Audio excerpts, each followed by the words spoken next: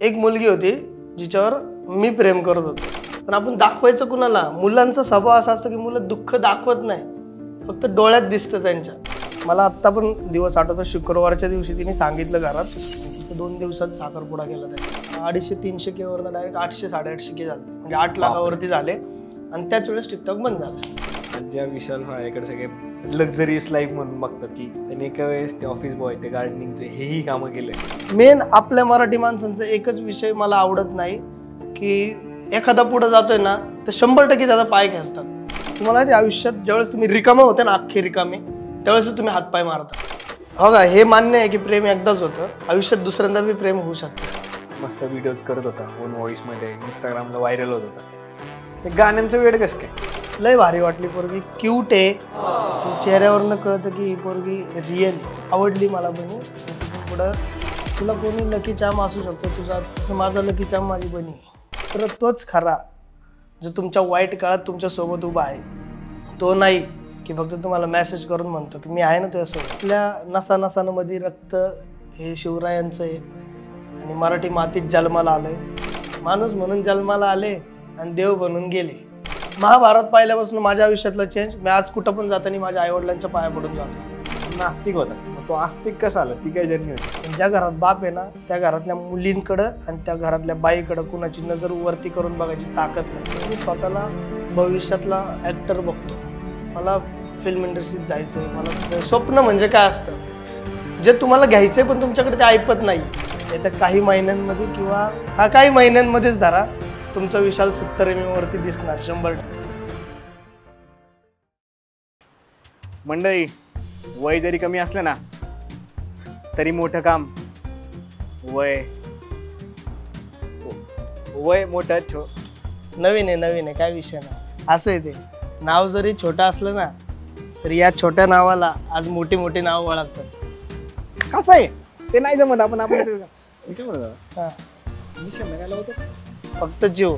आणि आज बघू आपण की कोणाच्या मिशनना जास्त ताव आहे. विषय एंड झालेला आहे. चल, कसं वाटतं मग? एक नंबर. Welcome to our creative. आणि आता जरा विषय चालू करणार आहे. सॉरी, आज जरा माझा विषय, आणि त्यात 2 विषयवाले लोक भेटले. विषय एंड झालेला. ठीक आहे, घ्या.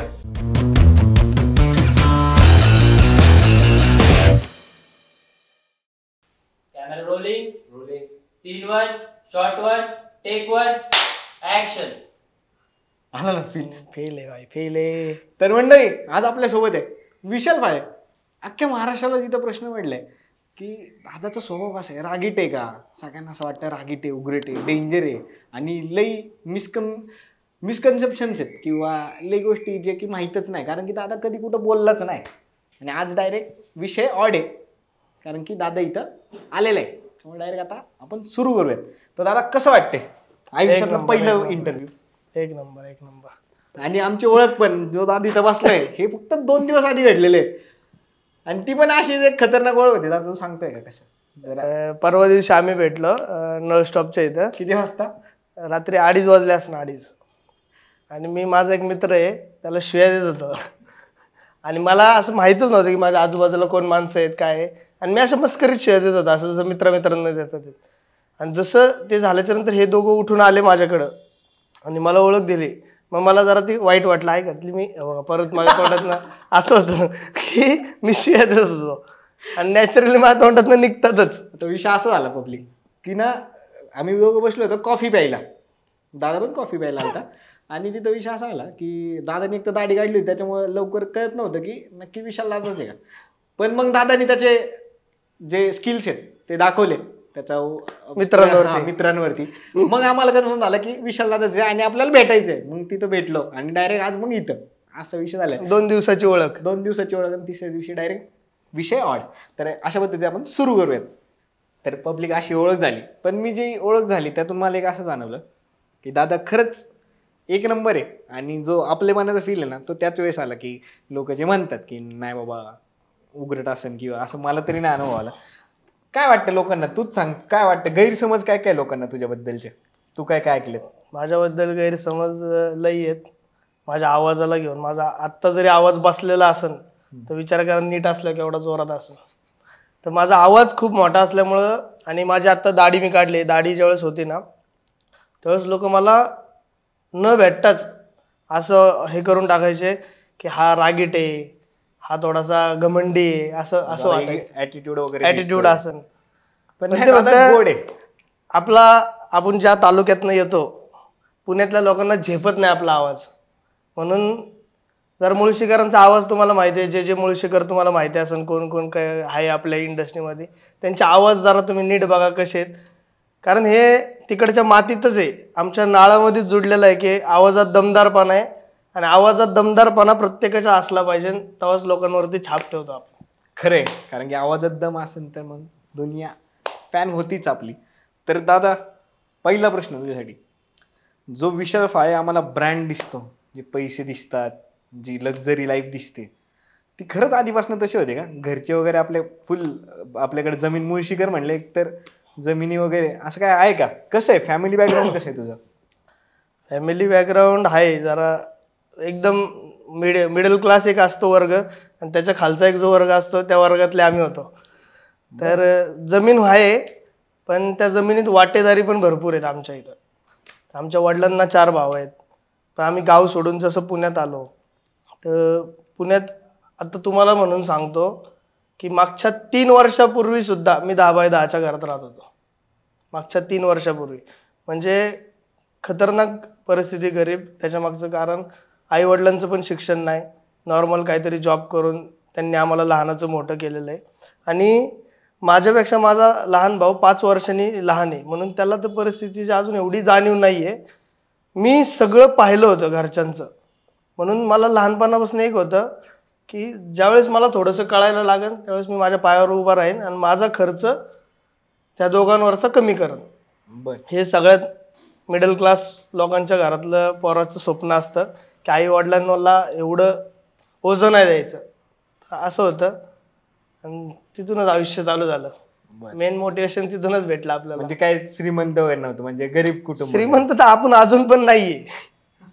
मला वाटतं त्या मिडल क्लासच्या वर्गाच्या खाली होतो ना, आता तिथून दोन वर्ग वरती आलो असं आपण. वा, तिथून जे सुरू झालं, कसं होतं तुझं शिक्षणाची सुरुवात कुठे झाली आणि तू शाळेत असताना कसं होतं? शिक्षणाची सुरुवात मी पुण्यामधील पाषाणगाव आहे आपल्या इथं. पाषाणगावामध्ये गोराकुंभार हायस्कूल आहे, गावातली शाळा.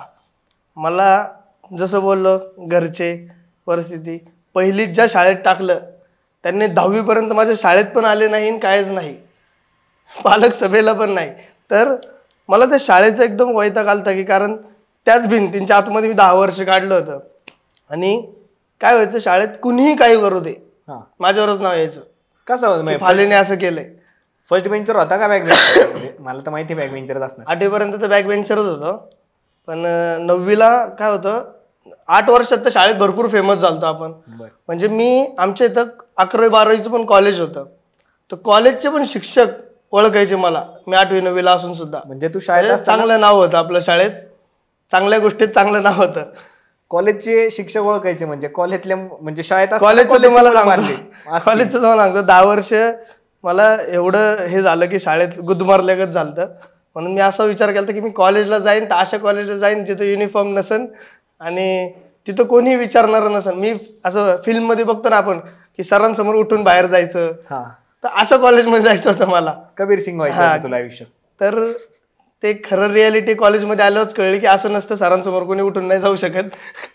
तर कॉलेजमध्ये पण आपण मॉडर्नमध्ये झालो जिथं रंगीत कपडे होते, पण तिथं आल्याच्या नंतर कळलं अरे कपडे पण भरपूर लागतात, युनिफॉर्म असला असतं तेच परवडलं असतं. तर झालं कॉलेज पण चांगलं झालं आपलं 11वी 12वी. पण पहिल्या वर्ष तर वर्गच पाहिला नाही कुठं होता माझा वर्ग, फक्त पेपरला जायचो. 12वीला थोडंसं सिन्सिअरली केलं. किती होते 10वीला टक्के? किती होते तुला? 10वीला मला 50+ होते. 50+? एवढा हुशार नव्हतो बरं का मी. मग जर शाळेत असताना म्हणजे तुला कॉलेजचे शिक्षक ओळखायचे, तू सांगितलं काय केलं होतं असं? म्हणजे एखादं कॉलेजमध्ये नाही पण शाळेमध्ये मला सगळे शिक्षक ओळखायचे. हा, कारण आम्ही खूप करामती केल्या डेंजर. एखादा किस्सा म्हणजे मी आणि माझा एक मित्र होता, आमच्या दोघांची जोडी होती. म्हणजे एवढे डेंजर कांड केलेत ना की एक कबड्डीचा सीन आहे बरं का, की 9वीच्या वर्गांना जेवढे 9वीला होते सगळ्यांना कबड्डीसाठी मुलं सिलेक्ट केले आणि आम्हाला घेतलंच नाही. आम्ही ह्याच्यासाठी नाव नोंदवलं होतं की तेवढेच 2-3 दिवस शाळेला खाडा, यांच्याबरोबर कबड्डी खेळायला जाता येतं आणि पुण्यामध्ये बाहेरच्या जिल्ह्यांमध्ये नेतात म्हणून आम्ही नाव नोंदवलं. आम्हाला घेतलंच नाही. मग आम्ही काय करायचो, जे प्रॅक्टिस करायचे ना त्यांना त्रास द्यायचो. कारण माझ्याबरोबर जो मित्र होता ना, शॉर्ट्स घालून येतात पोरं, त्यांनी भर मैदानात आहे ना मस्करी त्याचे शॉर्ट्स अशी धरून खाली काढले आणि मुलींसमोर. तर पूर्ण विषय दिसलं होतं सगळ्यांना. हा असं डेंजर विषय होता. म्हणजे माझ्या ग्रुपमध्ये माझ्यापेक्षा डेंजर मुलं होती. म्हणजे तुम्हाला तो किस्सा तर ऐकलाच आहे सगळ्यांनी, की शाळेच्या शेवटच्या दिवशी मुलं टुबा फोडतात, लाईटीचे बोर्ड फोडतात. हे ऍक्च्युली मध्ये आमच्या वर्गात केलेलं आहे आमच्या पोरांनी. कुणी केलं तरी आमच्यावरच नाव यायचं. आणि मी ज्या 9वीला वर्गात होतो ना, तिथं खिडकी होती, खिडकी, आणि खिडकीला अशी ग्रिल असतात आडवे. तर आमच्या खिडकीला एक ग्रिल नव्हता. आणि आमच्या शाळेत एक स्ट्रिक्ट असे प्रिन्सिपल होते की उशीर आले ना डायरेक्ट दुसऱ्या दिवशी पालकांनाच घेऊन यायचं, की 10 मिनिटं उशीर का आला. मग ती भीती असायची की आपल्या पालकांना सुट्टी घ्यायला लागते कामावरनं. मग आमच्या वर्ग शिक्षिका ते पण आम्हाला साथ द्यायच्या की खिडकीतनंच या, मागून शाळेच्या मागून खिडकीतनं या. तर त्या ज्यावेळेस प्रिन्सिपलला कळलं त्यावेळेस त्यांनी ते ग्रिल पण वेल्डिंग केलं. पण त्यांनी वेल्डिंग केलं आणि 2 मिनिटात तो बाहेर गेला आणि आम्ही 3ऱ्या मिनिटाला ते तोडलं परत. असे भरपूर किस्से गेलेले शाळेमध्ये. मग मुलींचे मुलींचं नाही, कारण मला काय होतं शाळेमध्ये मोस्टली मी खूप मुलींना वर्गामध्ये बहीण मानलं होतं. कारण घरामध्ये फक्त मी माझा बारीक भाऊ, तर बहीण कधीच नव्हती. तर बहिणीची एक हे होती ना आपल्याला कमी, तर ती मी ह्या पोरींमध्ये भरून काढायचं की वर्गातल्या पोरी आपल्या बहीण बनतील. आता तुम्हाला सगळ्यांना माहिती आहे मी मानलेली बहीण फक्त हिंदवीला केलेली आहे. कारण शाळेतल्या ज्या पोरी होता त्या आता लग्न होऊन गेल्यात त्यांच्या घरी, म्हणून त्यांना तेवढा आता टाइम नाही देता येत, कधी येत नाही. पण आता फक्त एकच आहे जवळची हिंदवी. मग तू आता शाळेतून कॉलेजमध्ये आला, कॉलेज कसं होतं? कॉलेजचे काही किस्से किंवा कॉलेजला कांड केले की नाही? कॉलेजला कांड नाही झाला काय, भांडणं झालेली फक्त मुलींवरनं, बास. मुलींवरनं भांडणं झाली म्हणजे प्रेमात पडला असशील. हो, भांडणं केली म्हणजे तू मारलंच असणार आहे 100%. नाही, मारामारी नाही झाली. समोरासमोर मुलं आली होती आणि एक मुलगी होती जिच्यावर मी प्रेम करत होतो. एकतर्फी प्रेम होतं. पहिलं प्रेम? हा, पहिलं प्रेम. तिथं कसं असतं की एकतर्फी मध्ये हे मलाच पाहिजे, ते समोरच्यांनी करू नाही तर नको करू प्रेम, पण मी तुझ्यावर करतोय बाई. तर असे मी 2 वर्ष तर व्हायला घालवले त्याच्यात. पण तिनेच मला मारायला पोरं पाठवली. मग मी काय केलं, तिला चॅलेंज दिलं की तू असं वाटतं का तुला सुंदर आहे, तू अप्सर आहे. तर तसं काय नाही, माझं प्रेम होतं म्हणून मी तुझ्या मागं तुझे 2 वर्ष आयुष्यातले व्हायला घालवलेत. पण तुझा जर हा गैरसमज असेल ना की तुलाही भारी आहे, तर ह्याच कॉलेजमध्ये 6 महिन्याच्या आतमध्ये तुझ्यापेक्षा भारी पोरगी पटवून दाखवून म्हणलो तो. बेकार. आणि असं हे झालं की इगोवरती आला, आता आपल्या नाही इगोवर आला, आता करायचंच काहीतरी. मग एक मुलीला केलं, पण अप्रोच केलं. तर ती पोरगी एकदम स्ट्रिक्ट होती की ती हा बोलणाऱ्यातली नव्हतीच. ती कॉलेजमध्ये पण अशी मान खाली घालून जायची, मान खाली टिपिकल त्या मुली एकदम आपली मराठमोळी पोरगी. तरी पण मी ट्राय केलं आणि तिला पटवलं. आणि पटवल्यावर तिला नेऊन सांगितलं पण, बघ मी तुझ्यापेक्षा भारी पटवली. तर स्टार्टिंग सुरुवात तिथून झाली की चॅलेंजमुळे एका मुलीला पटवलं, पण हळूहळू त्या मुलीवर माझं खरं प्रेम होत गेलं. एकदम म्हणजे तिने मला जसं हा म्हणली ना, तिने हा म्हणायला खूप दिवस लावले. मला अगोदर सगळं तिने स्कॅन केलं की पोरगा कसा आहे, स्वभाव कसा आहे. मग ती जसं हा म्हणली ती तशीच प्रेमात पडली होती. पण मी चॅलेंजसाठी पटवली होती ना. बरोबर. मला प्रेमात पडायला खूप महिने लागले, 8-9 महिने लागले. हा नाही का, हा मानल्याच्या नंतर 8-9 महिने लागले. आणि ज्यावेळेस मी प्रेमात पडलो, ती प्रेमात पडली. मग तिथून एक ट्रू लव्ह स्टोरी काय असते दोन्ही साईडने ते कळलं आपल्याला आयुष्यात. 17-18 असतं रे तुझ्या मते? काय असतं प्रेम? काय असतं? दादा आजारी आहे तरी पण तो आजारी आहे थोडस, मग ते खोकला वगैरे आलं की ठीक आहे, सहन करा, ठीक आहे. काय असतं तुझ्या मते प्रेम म्हणजे? काय असतं आता प्रेम म्हणजे, मेन त्यावेळेस आपल्याला प्रेमाची एवढी भावना कळतच नव्हती की प्रेम का असतं. फक्त असंच की कॉलेजमध्ये सगळ्यांना गर्लफ्रेंड आहे, आपण पण पटू, तर असा विषय असायचा. पण आत्ता खरं प्रेमाचा अर्थ कळतो की प्रेम काय चीज आहे, की पुढची मुलगी आपल्यावर एवढे विश्वास ठेवते, आपण तिच्यावर एवढा विश्वास ठेवतो. म्हणजे एक जे 17-18 वर्षातलं प्रेम असतं ना, त्याच्यात असं असतं की तू ह्याच्याबरोबर बोलू नको, इथं जाऊ नको, इथं हे करू नको, तिथं ते नको करू. आता असं मनात येतच नाही, कारण आपल्याला आपल्या पार्टनरवरती विश्वास आहे आणि तेवढं आपण खरं प्रेम करतोय, तर तुम्हाला प्रश्न पडलाच नाही पाहिजे. बरोबर, ते ऑब्स्टिकल येतच नाही हो. की आणि पजेसिव्हच्या नावाखाली जे म्हणतो आपण रिस्ट्रिक्शन ते आलंच नाही पाहिजे ट्रू लव्ह स्टोरी मध्ये. खरं. खरं प्रेम हेच आहे की अपेक्षाच ठेवू नका कसल्या, फक्त प्रेम करा बस, बाकी काहीच नका करू. आणि यालाच खरं प्रेम म्हणतात. आणि शेवटपर्यंत साथ द्या. क्या बात आहे. मग काय झालं त्या लव्ह स्टोरी मध्ये पुढे? हा, जी कॉलेजमधली जी चॅलेंज देऊन जी लव्ह स्टोरी, 4 वर्ष आमचं रिलेशन राहिलं. आणि एक अशी वेळ आली, आता कसं असतं आपल्यामध्ये, मुलाचं लग्न उशिरा होतं, मुलीचं लग्न 21 वर्षात 20 वर्षात लावून देतात. मग ती वेळ आली की तिच्या घरचे लग्न ठरवत होते. मग अशी वेळ आली की आमच्याबद्दल सांगावं, तर त्यांनी सांगितलं घरी. तर सांगितल्याच्या नंतर आमची कास्ट वेगवेगळी असल्यामुळं तिचे घरचे तयार नाही झाले. आणि जसं तिने, मला आत्ता पण दिवस आठवतो, शुक्रवारच्या दिवशी तिने सांगितलं घरात सकाळ सकाळ, आणि तिचं 2 दिवसात साखरपुडा केला त्यांनी डायरेक्ट. तुला कसं काय होते? म्हणजे डायरेक्ट फोन आलता? मैत्रिणींचा फोन आलता की तिचा साखरपुडा झाला.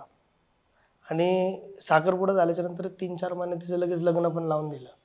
म्हणजे असं नव्हतं की मला मुलीने धोका दिला, असं नाही, पण घरच्यांच्या पुढं जाता येत नाही.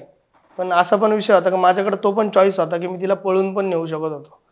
पण मी जसं तुम्हाला आत्ता सांगितलं की आमच्या घरात मुलगी नाही, बहीण नाही, तर मला त्याची जाण आहे. मला आयुष्यात पुढं लग्न झाल्याच्या नंतर पण आहे ना, की लोक म्हणले ना मला काय पाहिजे, तर मला मुलगी पाहिजे. मला मुलीचा बाप व्हायला कधी पण आवडेल मुलापेक्षा, कारण मुलगी हे लय मोठी गोष्ट. मी एक इन्स्टाला खूप आधी 2 वर्षापूर्वी एक डायलॉग बनवला होता की जगामधलं सगळ्यात मोठं दान म्हणजे कन्यादान. कारण बाप अख्खं आयुष्य म्हणजे 20-25 वर्ष एका मुलीला सांभाळतो, जन्मापासून एवढं लाड करतो, पोराच्या बरोबरीने लाड करतो. आणि 22-23व्या वर्षी एक कोणतरी नवीन परिवार आहे तिथं आपली पोरगी देऊन टाकतो. ती पोरगी नाव बदलून आयुष्यभर तिथं राहते. तर जगामध्ये सगळ्यात श्रीमंत माणूस आहे मुलीचा बाप. म्हणून मी असा निर्णय घेतला होता की मी कधी कोणती पोरगी पळून नाही नेणार, कारण पळून नेली तर उद्या जाऊन जर माझी पोरगी पळून गेली तर मला केवढं हार्ट होईल. मी ॲज अ बॉयफ्रेंड असून त्या पोरीच्या बापाचं मन ओळखत होतो की उद्या माझी पोरगी पळून गेली तर मला काय वाटेल, उद्या माझी बहीण पळून गेली तर मला काय वाटेल. मग आपणच त्यापेक्षा दुसऱ्याची पोरगी पळून नाही न्यायची. आपण घरच्यांना कन्व्हिन्स करायचं आणि स्वतः तेवढं कॅपेबल व्हायचं, त्यावेळेसच घरचे तयार. का देऊ माझी बहीण, मी का देऊ तुला? तू जर स्वतःच्या पायावरच उभं नाही तर तुला मी का देऊ? माझी पोरगी का देऊ? मग हे पोरांनी सगळ्यांनी हे केलं पाहिजे की अगोदर आपल्या पायावरती उभं राहिलं पाहिजे आणि मग मुलीच्या घरच्यांना अप्रोच केलं पाहिजे. हे मुलांना समजत नाही. मुलं कुठेतरी प्रेमाच्या आहारात नाही एवढं जातात की पळून आणतात. मग त्या मुलीचं म्हणजे घरच्यांनी कदाचित तुझ्यापेक्षा खूप चांगला पाहिलं असतं, मुलांपेक्षा चांगलं पाहिलं असतं, ते कुठेतरी साधी लाईफ जगतात. सैरेटमध्ये पाहिलं आपण ते. सैराटमध्ये. आणि लव्ह मॅरेजमध्ये मेन काय असतं, अट्रॅक्शन असतं स्टार्टिंगला. मेन रियालिटी कधी येते, ज्यावेळेस ती मुलगी पळून येते. आणि ह्याला तर वय कमी असल्यामुळं, पळून नेल्यामुळं काहीतरी नॉर्मल जॉब करावं लागतं 10-12 हजार रुपये. त्याच्यात हा स्वतःच पोट भरू नाही शकत. आजकाल 2 व्हीलर जरी वापरतो तरी तुम्हाला महिन्याला 5,000 रुपये पेट्रोलला लागतात. खरे 2 व्हीलरला. आणि तिचं पोट कसं भरणार? जी पोरगी लाडात वाढली, लहानपणापासून एका घरात लाडात वाढली, जे मागन सायकल मागितली, गाडी दिली बापाने, अशा पोरींना जर आपण पळून आणलं आणि तिथं जर तिला अर्धा किलो साखर आणि पावशेर साखरमध्ये चहा बनवायचा विषय, तर कशी पोरगी राहील तुमच्या इथं? म्हणून पोरांनीच कॅपेबल बनलं पाहिजे. असं मुलं विचार करत नाही, याचा वाईट वाटतं. केलं पाहिजे मुलांनी हा विचार. मुलांनी सगळ्यात मेन, मी तुम्हाला काय म्हणतोय, मुलीला पळून आणण्यापेक्षा मुलांनी हा विचार केला पाहिजे की माझी बहीण पळून गेली तर. आणि अशा पोराबरोबर जो काय त्याची ऐपत पण नाही त्याला सांभाळायची. बरोबर. ज्यावेळेस आपल्या घरातलं जातं ना त्यावेळेस आपल्याला दुःख कळतं. खरे. मग तू तिला नाही आणली? पण नाही, मग मी तिथून एक निर्णय घेतला की मी कुठं कमी पडलो, तर मी कुठं कमी पडलो, माझं वय कमी पडलं, मी लहान होतो, लहान वयात प्रेम केलं. आणि मी असा विचार केला की मी जर आज तेवढा कॅपेबल असतो तर माझं लग्न झालं असतं. आज माझं स्वतःचं घर असतं तर माझं लग्न झालं असतं. का देईन मी 10x10च्या रूममध्ये राहायचो आणि त्यांचं चांगलं मोठं घर.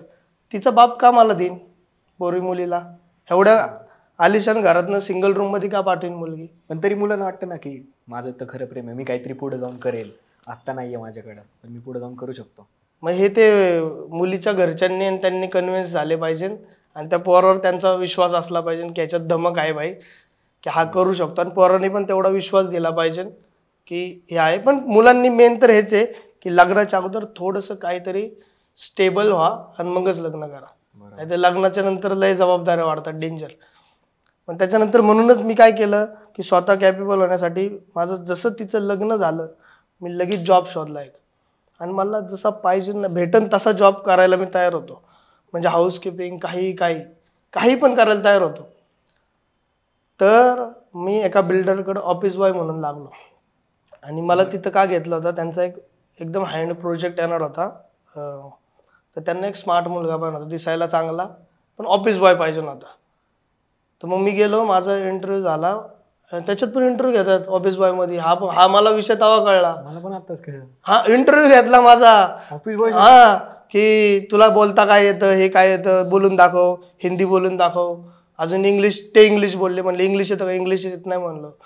बोललेलं समजतं म्हणलं, बोललेलं समजतं म्हणलं. हा मग बाद झालं, एवढंच परफेक्ट आहे. अजून लुक बिग. हा, त्यांनी मला तिथं प्रश्न बोलले की फक्त मी काय केलं माहिती का, अशी माझी साईड कटिंग होती त्यावेळेस आणि माझी दाढी होती मोठी. ते म्हणले तुला दाढी काढायला लागेल. म्हणलं सर मी दाढी नाही काढणार, मी एक वेळेस जॉब नाही करणार, पण दाढी मी काढू नाही शकत, मी असंच ठेवू शकतो.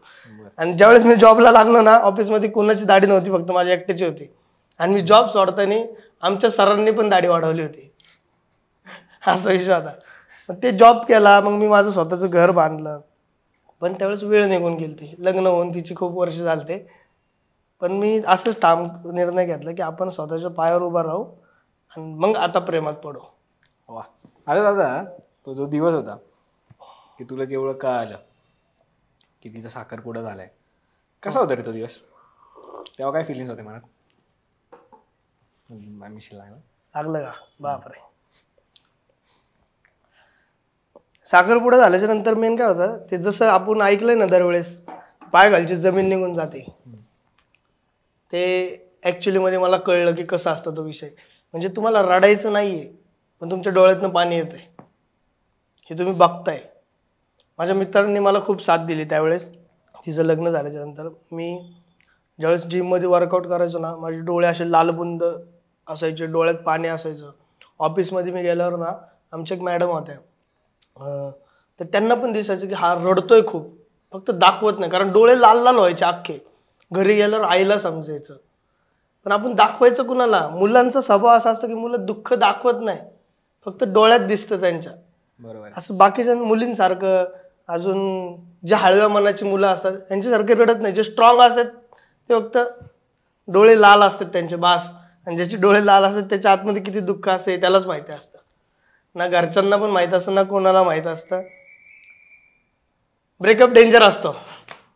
आता येते ना दोन आउटपुट निघतात की एक तुझ्यासारखं ज्यांचं ब्रेकअप होतं ते काहीतरी आयुष्यात तो एक विचार करतात की का असं आलं, आणि मग त्याच्यावरती काम करून पुढे काहीतरी आयुष्यात करायचा प्रयत्न करतात. आणि दुसरे काही जण असे असतात ना की त्याच ह्याच्यात टेन्शनमध्ये त्यात एवढे डीप जातात ना की कबीर सिंग सारखे, मग त्या मूवी पाहून वगैरे किंवा गाणीच्या ह्याच्यात व्यसन लावून घेतात पुढे जाऊन, आणि ह्याच्या हाईट म्हणजे पुढे जाऊन ते सुसाईडचा वगैरे प्रयत्न करतात. ह्यांच्याबद्दल तू काय सांगशील? म्हणजे मी आता आहे ना, तुम्हाला एक सांगू किस्सा. माझा पुण्यातलाच एक किस्सा आहे. मला एक माणूस भेटला होता. तो म्हणजे प्रेमात केवढे आहारी जातात माणसं. तो कुठला तरी लांबचा आहे, तिकडे मराठवाड्या साईडचा तिकडचा आहे.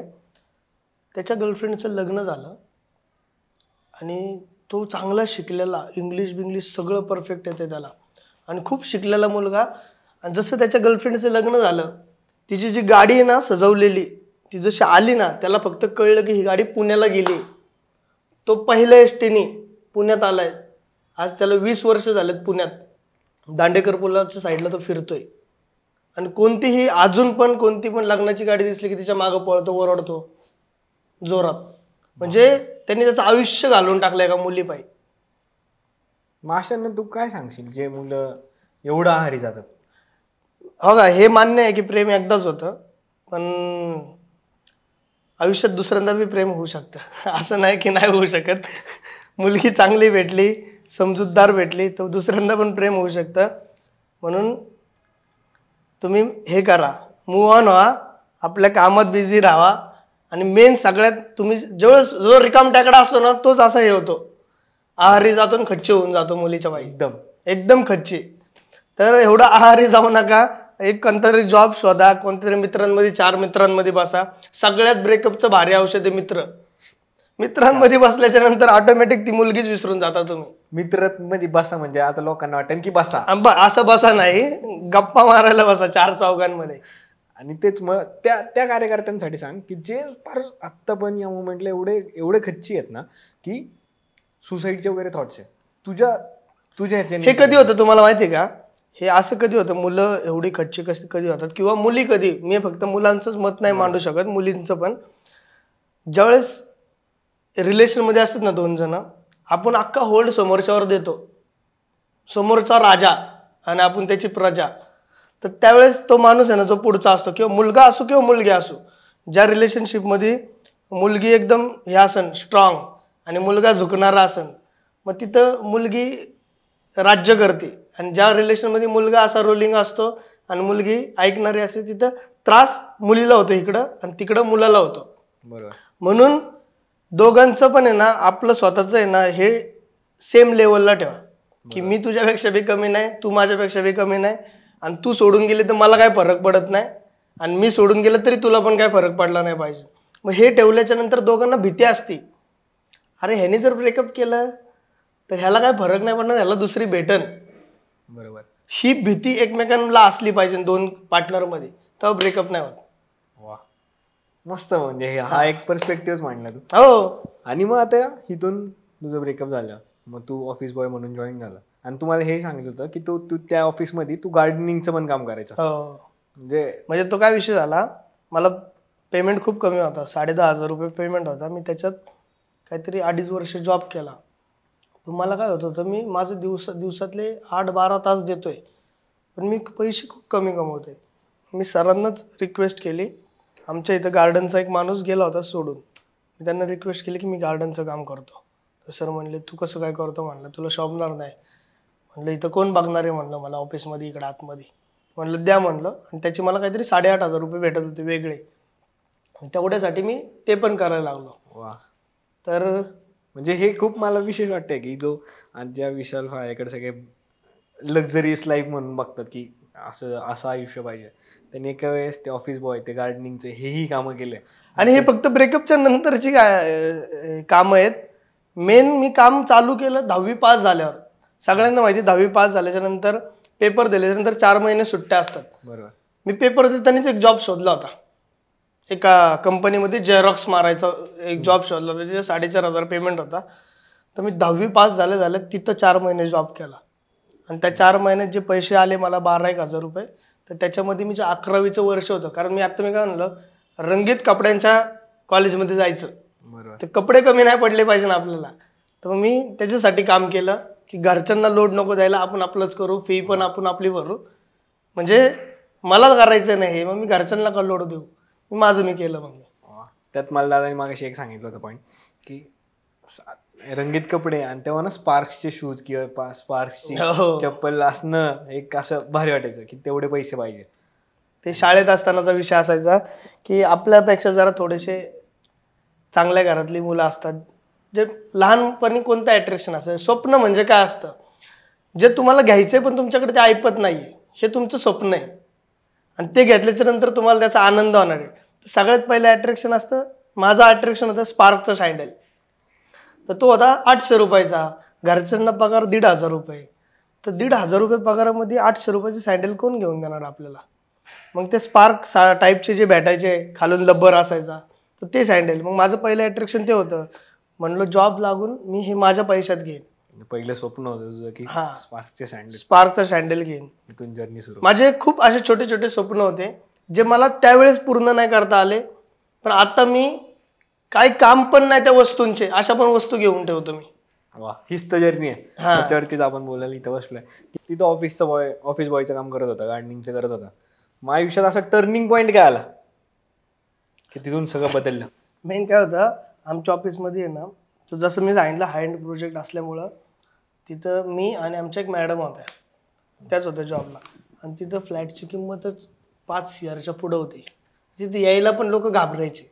ऑफिसमध्ये कुणीच येत नव्हतं. जे पण क्लायंट यायचे ते अपॉइंटमेंट घेऊन यायचे आणि सरांशी कॉन्टॅक्ट करून यायचे. मेन दिवसभर बोर व्हायचं बसून. त्यावेळेस टिकटॉकच्या अगोदर म्युझिकली होती, म्युझिकली का काहीतरी असं नाव होतं. त्यावर मी फक्त बघायचो. आणि मी जसं चालू केलं त्याच्या महिन्याभरात त्याचं नाव चेंज झालं आणि टिकटॉक झालं. तर आपल्याला थोडंसं ऍक्टिंगकडे थोडंसं अट्रॅक्शन होतं की ऍक्टिंग फील्ड भारी आहे बाई, सगळं असं.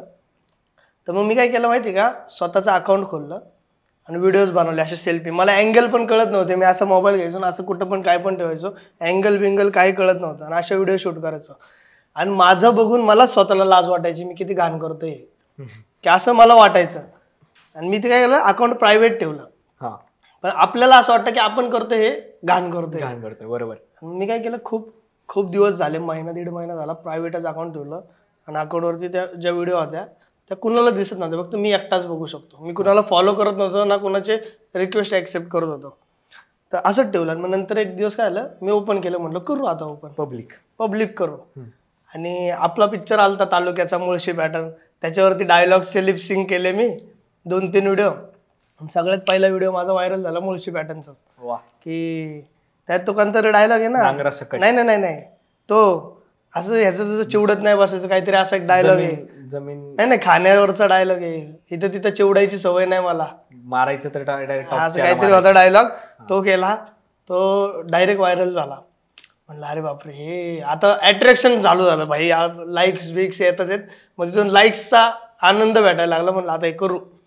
मग जसं जसं मला ऑफिसमध्ये वेळ भेटायचा तसं तसं मी व्हिडिओज बनवायचो, लिपसिंग. मग स्टार्टिंगला लिपसिंगच करायचो. मग त्याच्यात आपण करत गेल्याच्या नंतर आपल्याला थोडंसं यायला लागलं, चांगलं यायला लागलं, एक्सप्रेशन चांगले यायला लागले. हे करता करता नंतर मग मी त्या ओन व्हॉइसच्या व्हिडिओमध्ये आलो. तर तो एक भारी टर्निंग पॉईंट ठरला माझा, की जसं मी ओन व्हॉइस आला. आणि माझं टिकटॉकचं जर्नी किती असेल माहिती का, हार्डली 8-9 महिन्याची. मी 8-9 महिन्यात व्हिडिओ बनवले. किती फॉलोअर झाले होते 8-9 महिन्यात? मी जेव्हा लिपसिंग करत होतो त्यावेळेस माझे 250K, म्हणजे 2.5 लाख ते 3 लाख होते फॉलोअर्स. आणि जसं मी चेंज केलं, ओन व्हॉइस चालू केले, स्वतःच्या आवाजात व्हिडिओ बनवायला लागलो, तेव्हा मी 1 ते 1.5 महिन्यात माझे डायरेक्ट 250-300K वरनं डायरेक्ट 800-850K झाले, म्हणजे 8 लाखावरती झाले. आणि त्याच वेळेस टिकटॉक बंद झालं. काय होतं ज्या दिवशी तुला कळलं की आता टिकटॉक गेलं बाबा? आणि टिकटॉक अशा टायमाला बंद झालं ज्यावेळेस मी पिकला होतो. म्हणजे असं होतं ना की आपण आत्ताशी 4-6 महिने आपण व्हिडिओ बनवतोय पण पिकला नाही. पण अशा टायमाला मी पिकला आलोय की आता भाई मी काय पण टाकलं तरी चालतंय, असा विषय झालता. आणि त्याच टायमाला टिकटॉक बंद झालं. मला सकाळी कळलं. आणि टिकटॉक बंद व्हायच्या अगोदर अशाच न्यूज 3-4 वेळा आल्या की टिकटॉक बंद जाणार आहे, पण त्यावेळेस झाले नव्हते.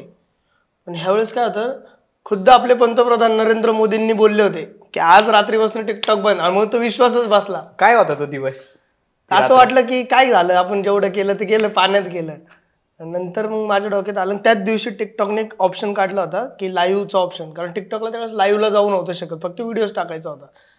मी लाईव्हला गेलो आणि मी फक्त बोललो. आणि त्यावेळेस लाईव्हला पण एवढी लोक जॉईन झाली, डेंजर. आणि मी फक्त बोललो की आता आपल्याला ह्या व्हिडिओ मला कुठं टाकता येतील माहित नाही, नाही. पण त्याच्यात मला मेसेजमध्ये एक जण कोणतरी बोललं की दादा इंस्टाग्राम आहे की इन्स्टाला टाकू शकतोस. मला ती आयडिया आली. मग मी म्हणलं की सगळ्यांना असंच बोलता बोलून गेलो की मग जे इथं फॉलो करतात ना त्यांनी इकडे शिफ्ट व्हा म्हणलं, पटपट इन्स्टावरती फॉलो करा. मी उद्यापासून जे आत्ता मी काय करायचो, एक स्टॉक बनवून ठेवायचो व्हिडिओचा आणि ते दिवसात टाकायचो. म्हणलं उद्या त्या व्हिडिओ तिकडे टाकतो. तर असं झालं. मी रात्री 10:30-11 वाजताची लाईव्ह केली ती.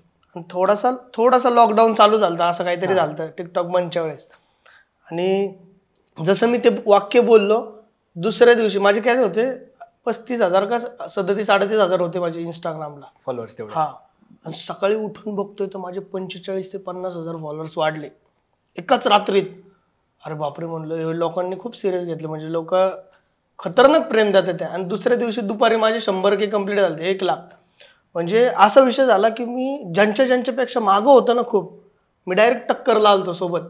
वा. आणि अशा लोकांच्या टक्करला आलतो. मला असं नव्हतं करायचं की कोणाला बीट करायचं होतं, पण माझ्या आयुष्यात असे खूप मित्र आलते ज्यांनी हे केलं तर आपल्याला कमी समजलं होतं की ह्याचं काय होणार.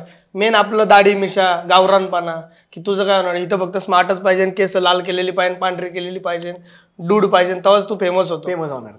तर असा विषय होता की काही जण बोलले होते की तू नाही याच्यावर फेमस होणार, तू किती स्ट्रगल कर. आणि जसं ते तो दिवस ती रात्र आहे ना मी कधी विसरणार नाही. डायरेक्ट लोकांनी एवढं प्रेम दिलं, डायरेक्ट असे जे जे बोलले होते ते डायरेक्ट क्रॉस होऊन मी त्यांच्या पुढे आलतो. मग तेव्हा तुला वाटलं असेल ना जेव्हा बंद झालं त्या दिवशी, म्हणजे ज्या दिवशी टिकटॉक बंद झालं त्या दिवशी असं वाटलं ना संपलं आता सगळं?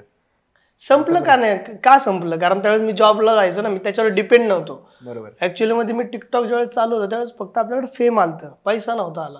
बरोबर. तर माझं काय टिकटॉक वरनं काही घर भरत नव्हतं, मी काम करत होतो. पण मेन टिकटॉक बंद झाल्याच्या नंतर खूप फायदे झाले, सगळ्यांना फायदे झाले. जे जे टिकटॉक वरती होते ना सगळ्यांना फायदे झाले इंस्टावरती येऊन. क्या बात. मग इन्स्टाला तू ओन व्हायचे व्हिडिओ चालू केले? हा, त्यावेळेस रील्सचा ऑप्शन होता, फीड वरती व्हिडिओ टाकायचो. त्यावेळेस मग मार्केटमध्ये आपले इंडियन ऍप्स आले, भरपूर खूप ऍप्स आले. पण त्यांनी काय केलं, आम्हाला आमच्याबरोबर ॲग्रीमेंट केले, आम्ही तुमच्या ऍप्स, आमच्या ऍपसाठी तुम्ही व्हिडिओज बनवा, आम्ही तुम्हाला पे करू. आणि पे पण असं तसं नाही, खूप चांगला पे. म्हणजे पहिली अमाऊंट काय होती तेव्हा भेटलेली? डायरेक्ट 1,20,000 एका महिन्याचं पेमेंट, फक्त व्हिडिओ अपलोड करायचा.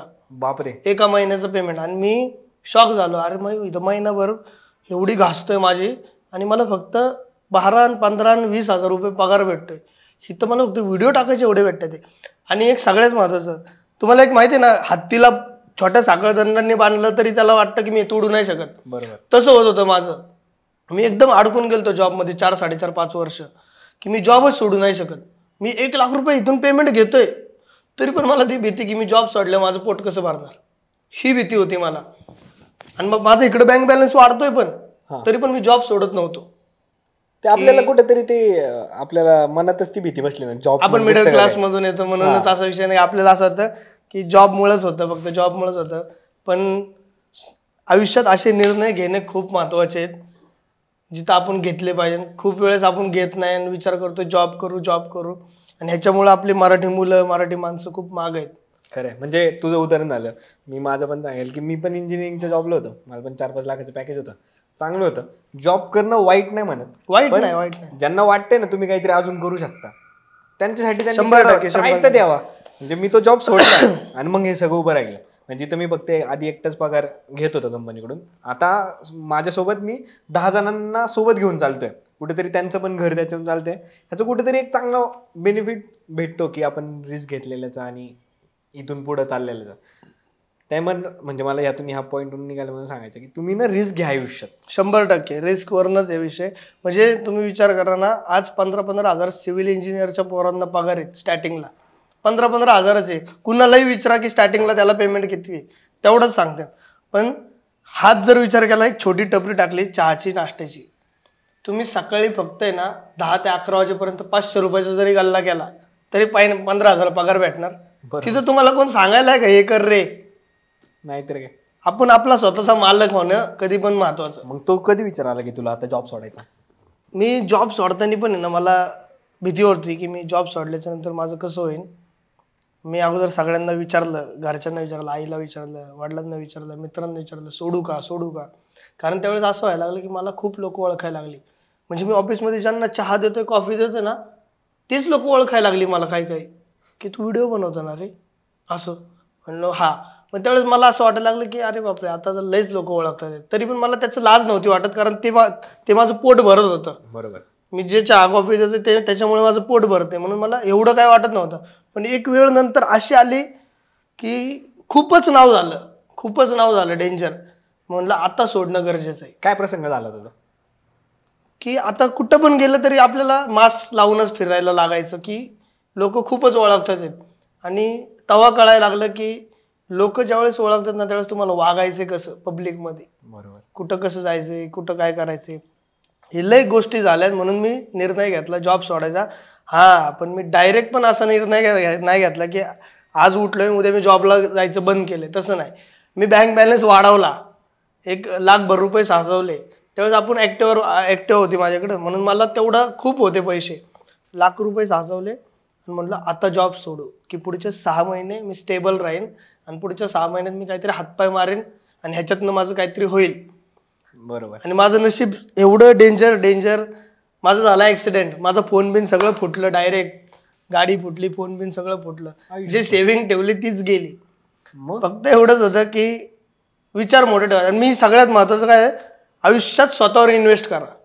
आपल्याला जर माहिती आहे, आता तुला जर माहिती आहे की तुला एका गोष्टीतनं पैसे भेटतात आहेत चांगला, आणि तुला ह्याच्यातनं आनंद आहे, मेन इंजिनिअरिंग मध्ये तुला आनंद नाहीये समज, ते प्रेशर मध्येच केलं असणार 100% घरच्यांच्या, त्याच्यातनं आनंद आहे, तर तू हे केलं पाहिजे.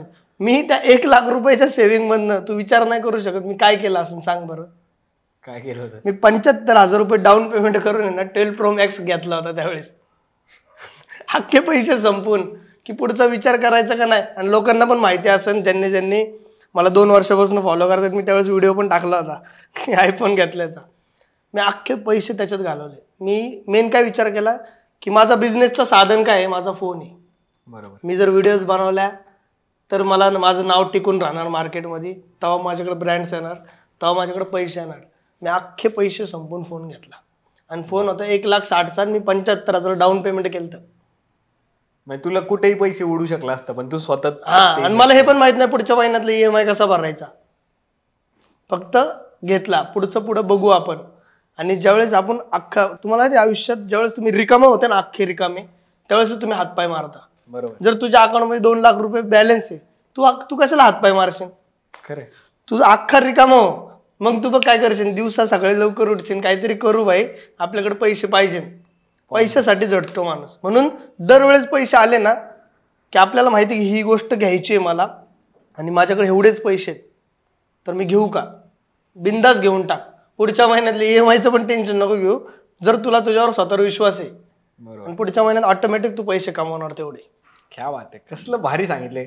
एखादा जो फायनान्स मधला जो असतो ना इन्फ्लुएन्सर, तेवढं भारी कोण नाही सांगणार, तेवढं भारी सांगितलं दादू. आणि मी स्वतः हे केलं ना रे, ऑब्झर्व केलेलं आहे या गोष्टी, की मी मोबाईल घेताना सगळं संपलेलं आहे, गाडी घेताना सगळं संपलेलं आहे, आणि परत उभा राहिलेलं आहे. मग गाडीचं तू सांगत ऍक्सिडेंट सांगत होता. हा, ऍक्सिडेंट झाली, फोन बिन घेतला, ती गाडी रिपेअर केली, मग त्याच गाडीवरती मी परत वर्ष घालवलं. मग कसं गेलं पुढच्या महिन्यात? मग काय कुठे पैसे आणले? नशिबाने साथ दिली, विश्वास ठेवायचा. माझं परत एका दुसऱ्या ॲपवरती रिन्युअल झालं आणि तिथं कॉन्ट्रॅक्ट झालं माझं. वा. मग तिथून यायला लागले पैसे. आता तुझ्या या सगळ्या जर्नीमध्ये जेव्हा तू व्हिडिओ करायला लागला, मग तुला आदित्य भेटला, मग बाकीचे इन्फ्लुएन्सर्स भेटले, क्रिएटर्स भेटले, आणि मग मैत्री झाली तुझी. तर मला सांग, किती आयुष्यात मैत्री किती इम्पॉर्टंट आहे? मैत्री खूप इम्पॉर्टंट आहे आयुष्यात, खरंच सांगायचं गेलं तर. आणि मेन काय माहिती का, अख्खं गाव घेऊन हिंडायचं नाही, 4-5 जण घ्यायची, जे आपल्याला माहिती आहे की ह्याला मी रात्री मध्यरात्री फोन केला ना, हा किती बी गाढ झोपेत असू दे, हा उठून येणार, 100% येणार. तर हाच माझा मित्र आहे. नुसतं नावाला नाही का मैत्री आहे, ओळख आहे, असे नाही ठेवायचे. माझ्या एकदम बोटावर मोजून एवढे मित्र आहेत माझे आत्ता, आणि मला माहिती आहेत की हेच माझ्या वाईट काळात उभे राहू शकतात. बाकीचे नुसते असेच जुडलेले. तर मैत्री खूप गरजेची आहे. जसं मी तुम्हाला सांगितलं की ब्रेकअपवरती सगळ्यात मोठं औषध असतं मैत्री. तुम्हाला मित्रच कोणत्या पण संकटातनं बाहेर आणू शकतात, जर तुम्ही खचलेले असेल तर. जर स्वतःच तेवढं स्ट्रॉंग असेल तर कुणाचीच गरज नसती बाहेर येण्यासाठी. पण मैत्री ही पाहिजे, प्रत्येकाच्या आयुष्यात मैत्री ही पाहिजेच. कारण मित्र त्या गोष्टीत कामाला येतात जिथं आपले आई वडील पण कामाला येत नाही. बरोबर. तर मला तर तो एक म्हणजे ना, मैत्रीच्या ऐवजी मी तुला असं विचारेन की मित्र तुझ्यासाठी काय आहे? सर्वस्व. वा, क्या बात आहे. असा कुठला प्रसंग झाला होता की जर तिथं मित्र नसते ना, तर आज विशाल फाळे नसता? खूप गोष्टी झाल्या ज्याच्या मी आता नाव पण नाही घेऊ शकत. कुठलं तरी एक जसं नावं नाही, खरंच नाही घेऊ शकत, पण त्यावेळेस दिली खूप जणांनी साथ, आणि त्याच्यामुळे मी परत उभा राहू शकलो, खूप गोष्टी करू शकलो. तर मित्र होते म्हणून मी आहे आज. आणि आता तू या म्हणजे मित्र जसे इम्पॉर्टंट होते या जर्नीमध्ये, तुम्हाला सांगितलं म्हणजे सॉरी, तू हे जेव्हा करत होता इंस्टावरती यायला लागला, टिकटॉकवर दिसायला लागला, सगळीकडे दिसायला लागले की विशाल फाळे आता नाव सगळीकडे यायला लागले, तेव्हा ना ट्रोलिंग सुरू झालं. मग कसं आहे ना शेट किंवा हे ज्या गोष्टी आल्या त्याच्यावर खूप लोकांनी ट्रोल केलं. मग तुला वाईट नव्हतं वाटत की राव मी करतोय तुम्ही पण करा की? पण त्या गोष्टीसाठी फक्त तुम्हाला नावं ठेवण्यात आली. आता ते जे कसं आहे ना शेट, जे चालू झालं ना, ते मेन तर आमच्यापासून एवढं चालू झालंच नव्हतं. ते मेन आता ते कुणापासून चालू झालं तर मी त्यांचं पण नाव नाही घेऊ शकत कारण बिचाऱ्यांना त्यांना पण ट्रोल करतील.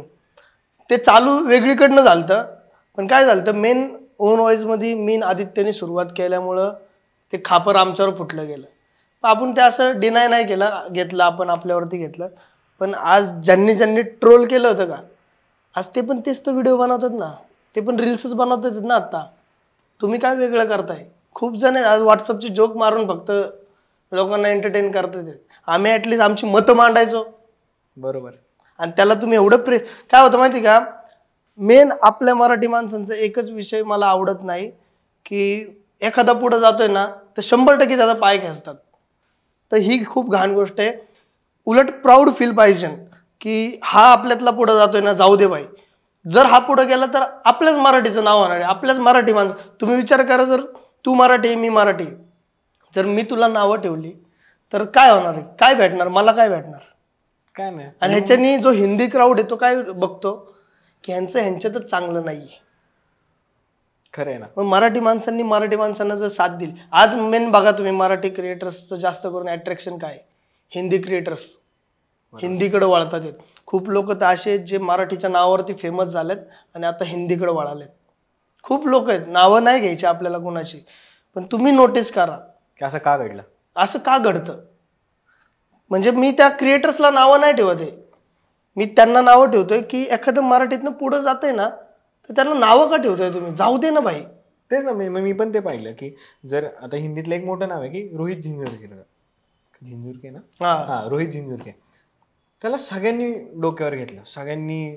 तो तिकडून एवढ्या गरिबीतून आला आणि तो पण टिकटॉकवरती फेमस झाला आणि इन्स्टावरती आता मिलियन्स मध्ये फॉलोअर्स आहे.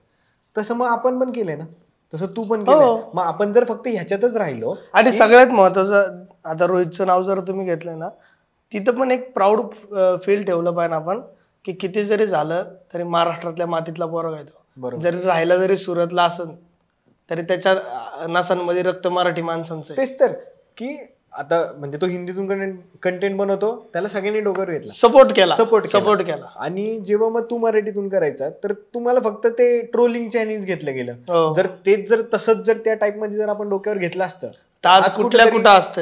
आज मराठी क्रिएटरची आता जे मराठी क्रिएटर्स आता जे धडपड करतात ना की आपली एक व्हॅल्यू वाढवायची, ब्रँड व्हॅल्यू वाढवायची, इकडे गेल्याच्या नंतर तेवढी रिस्पेक्ट भेटली पाहिजे. ही रिस्पेक्ट अगोदरच भेटली असती खूप, ज्यावेळेस सगळ्यांनी एकमेकांना सपोर्ट केला असता. बरोबर. तर त्यावेळेस कोणी केला नाही कोणाला. त्यावेळेस काय व्हायचं माहिती का, ज्यांना यायचंच नाही ना रील्स बनवायला ती लोक नावं ठेवायचे, आणि जे आता शिकले तर आता करतात येत. तर आता मग आता लोकांना, काही लोकांना जाग आली की आपण एकमेकांना कोलॅब करू, भेटू, हे करू आणि सोबत पुढे जाऊ, म्हणून हा विषय झालाय. पण मोस्टली मराठी क्रिएटर जास्त हिंदीकडे वळण्याचं कारणच हे की एकमेकांचे पाय वाढतात. म्हणजे मला असं ऑडियन्सला सांगायचं की तुम्ही ना नावं ठेवायची ठेवा, तो जर तुम्हाला एखादी गोष्ट नाही आवडली तर, पण उगच मुद्दामून नाही, एखादा खचून जाईन असं नाही केलं पाहिजे. दादांनी ते ट्रोलिंग पॉझिटिव्ह वेनी घेतलं आणि तो करत राहिला, त्यांनी सोडून नाही दिलं. पण जर त्यांनी ते सोडून दिलं असतं तर आज आपला हा इंटरव्ह्यू पण नसता काढला कदाचित. येस. आणि ज्या गोष्टीमुळे जर मी फेमस झालोय, मला महाराष्ट्रात घराघरात लोक ओळखतात आहेत, मी त्या गोष्टीची लाच का धरू?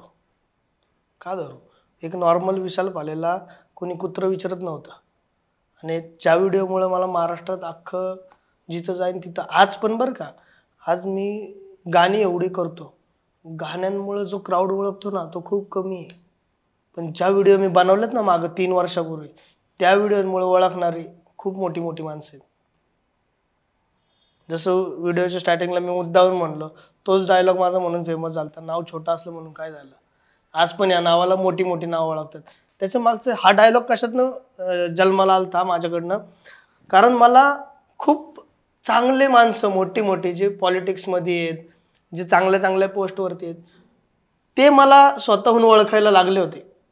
की मला सगळ्यात भारी कधी वाटलं होतं माहिती, मी त्या व्यक्तीचं नाव घेईन, आपल्या रुपालीताई पाटील, तुम्हाला माहिती असेल कासब्यामधल्या रुपालीताई पाटील. तर ह्यांनी मला सांगितलं होतं की विशाल, एकदा मी त्यांच्या ऑफिसला गेलो होतो आदित्य सोबत, त्यांनी मला सांगितलं होतं विशाल तुझे व्हिडिओ मला एवढे आवडतात, बघ माझे व्हिडिओ, तुझ्या व्हिडिओ माझ्या मोबाईलमध्ये आहेत. तर असं भारी वाटलं की ह्या माणसं मला एवढी आता रिस्पेक्ट देतात, ह्यांच्यापाशी माझी ओळख झाली. तर ही कशामुळे झाली? त्या व्हिडिओमुळे. मी त्याची का लाज धरू? बरोबर.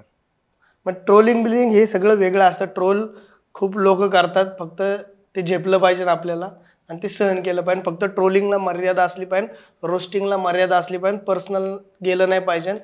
तुम्ही रोस्ट कितीही करा, पण कुणाच्या आई बहिणीवरनं शिव्या देऊन रोस्ट नका करू. आणि हे माझ्याबरोबर घडलं. मला एका रोस्टिंगमध्ये आईवरनं शिव्या दिली गेली आणि एकच दिली, 1-2 शिव्या दिल्या. पण काय होतं माहिती का, आता आपल्याला, आता तू जसं इंटरव्ह्यूमध्ये मी सांगितलं की माझ्या घरच्यांना मी पाहिले लहानपणापासून, त्यांनी काय केलं आणि काय नाही. प्रत्येकाच्या घरचे करतात, पण आपल्या घरच्यांसाठी आपल्याला वाटतं जर आपल्याला कोणतरी बाहेरचा येतोय ना आपल्याला शिवी देऊन जातोय तर आपल्याला पचणार कसं. तू रोस्ट कर ना बाई, रोस्टिंगला काय विषय नाही, पण जर शिवी जर दिली तर मग आम्ही शिवीचा उत्तर शिवीत देऊ शकतो. आणि तिथं आम्ही फेम बिम बघू शकत नाही. मी डायरेक्ट पब्लिकली पण शिवी देऊ शकतो मग, बरोबर. आणि चांगली घाण देऊ शकतो. फेमस हे आपण आत्ताच आलोय, अगोदर तर आपण नॉर्मलच होतो ना. बरोबर आहे. म्हणजे रिस्पेक्टली जर तुम्ही रोस्ट करत असाल तर तू मला रिस्पेक्टफुली बोलला तर मी तुला रिस्पेक्टफुली बोल. जोकनी घेतलं तर मग जोकनी आपण एक्सेप्टेड आहे. हो, तू रोस्टिंग मध्ये काय पण कर ना, मग शिव्या देणं चुके. आणि त्यावेळेस मला सगळ्यांचं कौतुक आहे. आपल्या मराठीमध्ये खूप रोस्टर आहेत ज्यांनी मला सपोर्ट केला. सगळ्यात महत्त्वाचं मला RJ सोमचं वाटतं की त्यांनी मला फोन करून मला सांगितलं की भाई तू जे बोलला ते परफेक्ट बोलला. आणि मला तेव्हा वाटलं की, आणि मला खरंच मराठी रोस्टरमध्ये चांगलं वाटतं तो RJ सोमच. कारण त्याच्या व्हिडिओ तुम्ही चेक करा, कधी कुणाला पर्सनल बोलणार नाही.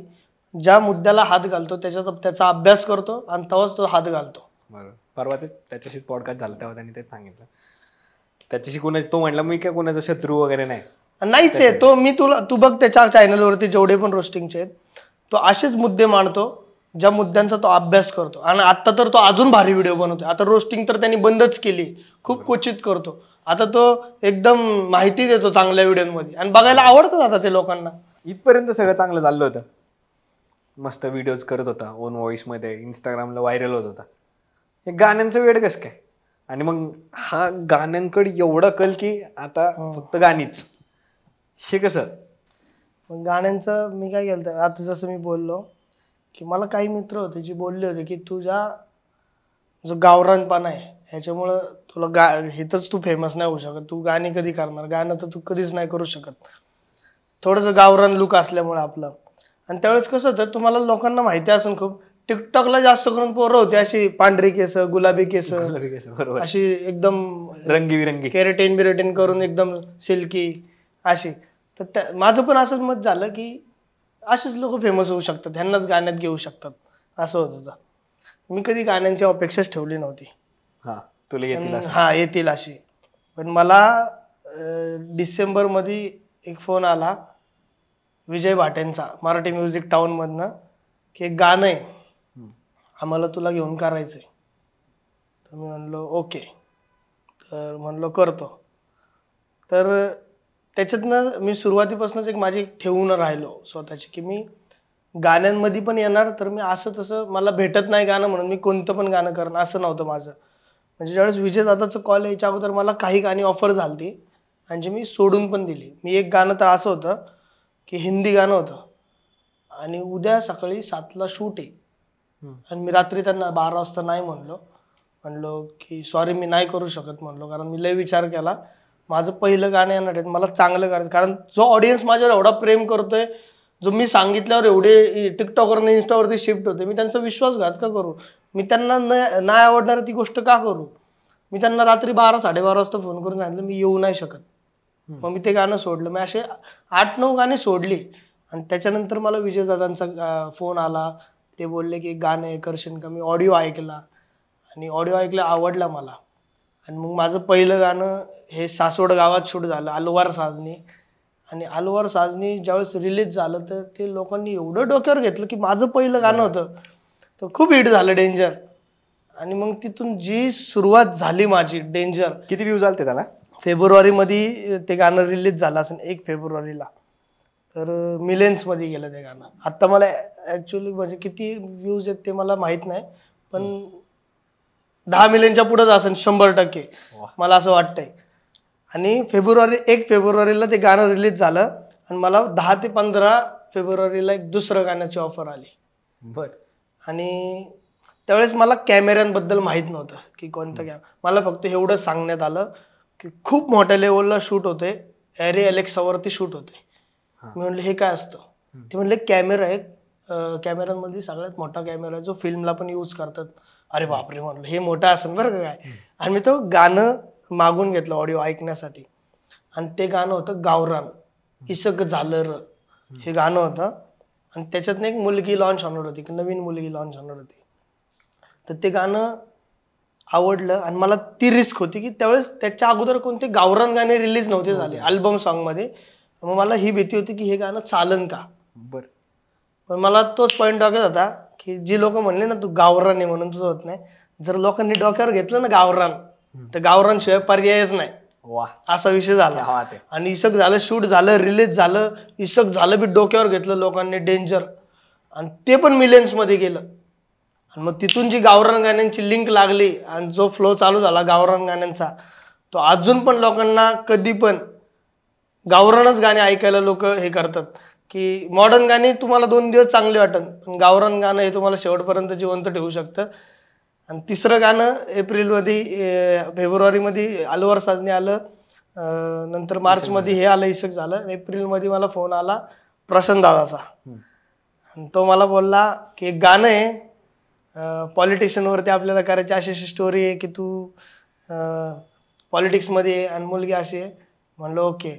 आणि त्यावेळेस गाण्याचं नाव होतं काहीतरी वेगळं होतं, आणि नंतर त्या गाण्याचं नाव झालं चेंज होऊन नाथखुळा. मग त्या गाण्याचं नाव आलं मी नाथखुळा. मी नाथखुळा हे 2 जी गाणी शूट झाली ह्याच्यापेक्षा नेक्स्ट लेवल जास्त बजेटमध्ये शूट केलं आणि खूप पैसे लागले त्या गाण्याला. ते गाणं जसं रिलीज झालं माझं, त्या दिवसापासून आजपर्यंत मला कधीच कोणत्या कामाची कमी नाही पडली त्या गाण्यामुळे. आणि सगळ्यात महत्वाचं, आज त्या गाण्याला एवढ्या 1-2 दिवसात 80 मिलियन व्ह्यूज होतील. आणि मराठी गाण्याला एवढं प्रेम दिलं, लोकांनी डोक्यावर घेतलं. 80 मिलियन व्ह्यूज कशाला म्हणतात? 80 लाख लोकांनी आवडलं, पाहिलं ते गाणं.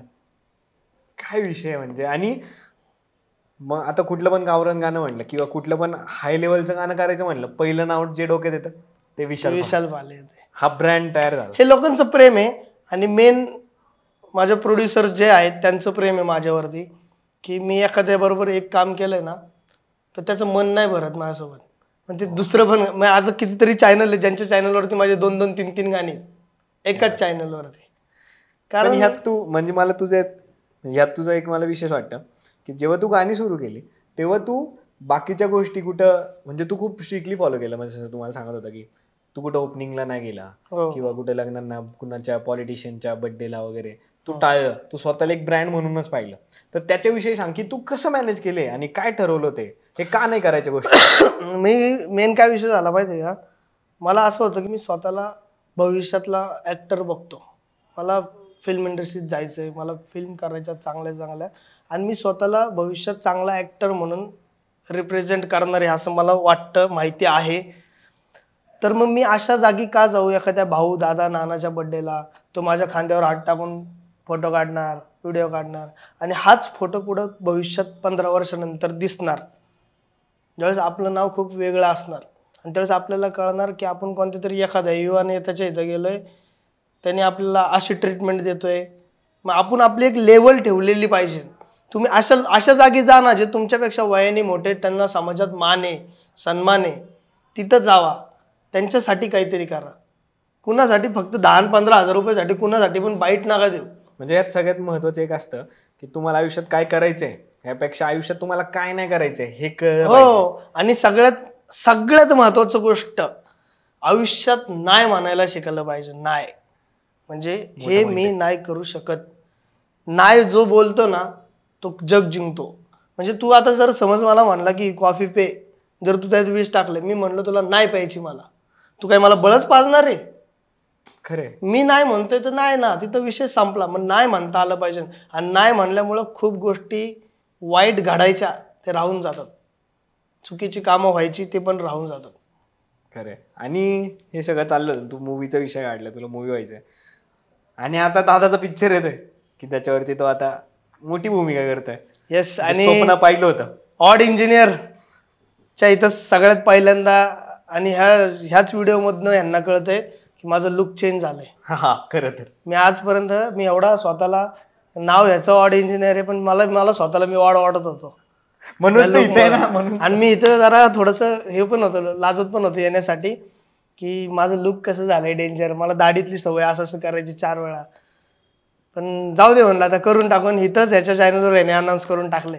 तर गाईज, ज्या विशाल फालेला तुम्ही आत्तापर्यंत व्हिडिओच्या मार्फत पाहिलं, गाण्यांच्या मार्फत पाहिलं, येत्या काही महिन्यांमध्ये किंवा काही महिन्यांमध्येच धरा तुमचा विशाल 70 mm वरती दिसणार 100%. कसं आणि वाटतंय? चांगलं स्वप्न पूर्ण होते ना. भारी वाटतं, खूप छान वाटतं. ते म्हणतात ना, याचसाठी केला होता अट्टहास. वा. आणि टॉपिक पण असं आहे ना की जो आणि काळजाचा आहे. काळजाचा म्हणजे खूप भारी. माझी सुरुवात करिअरची अशी होती की आता मी सांगू नाही शकत, ऐतिहासिक मूवी आहे तर समजून जावा. ज्या माणसांबरोबर लढायचा चान्स नाही दिला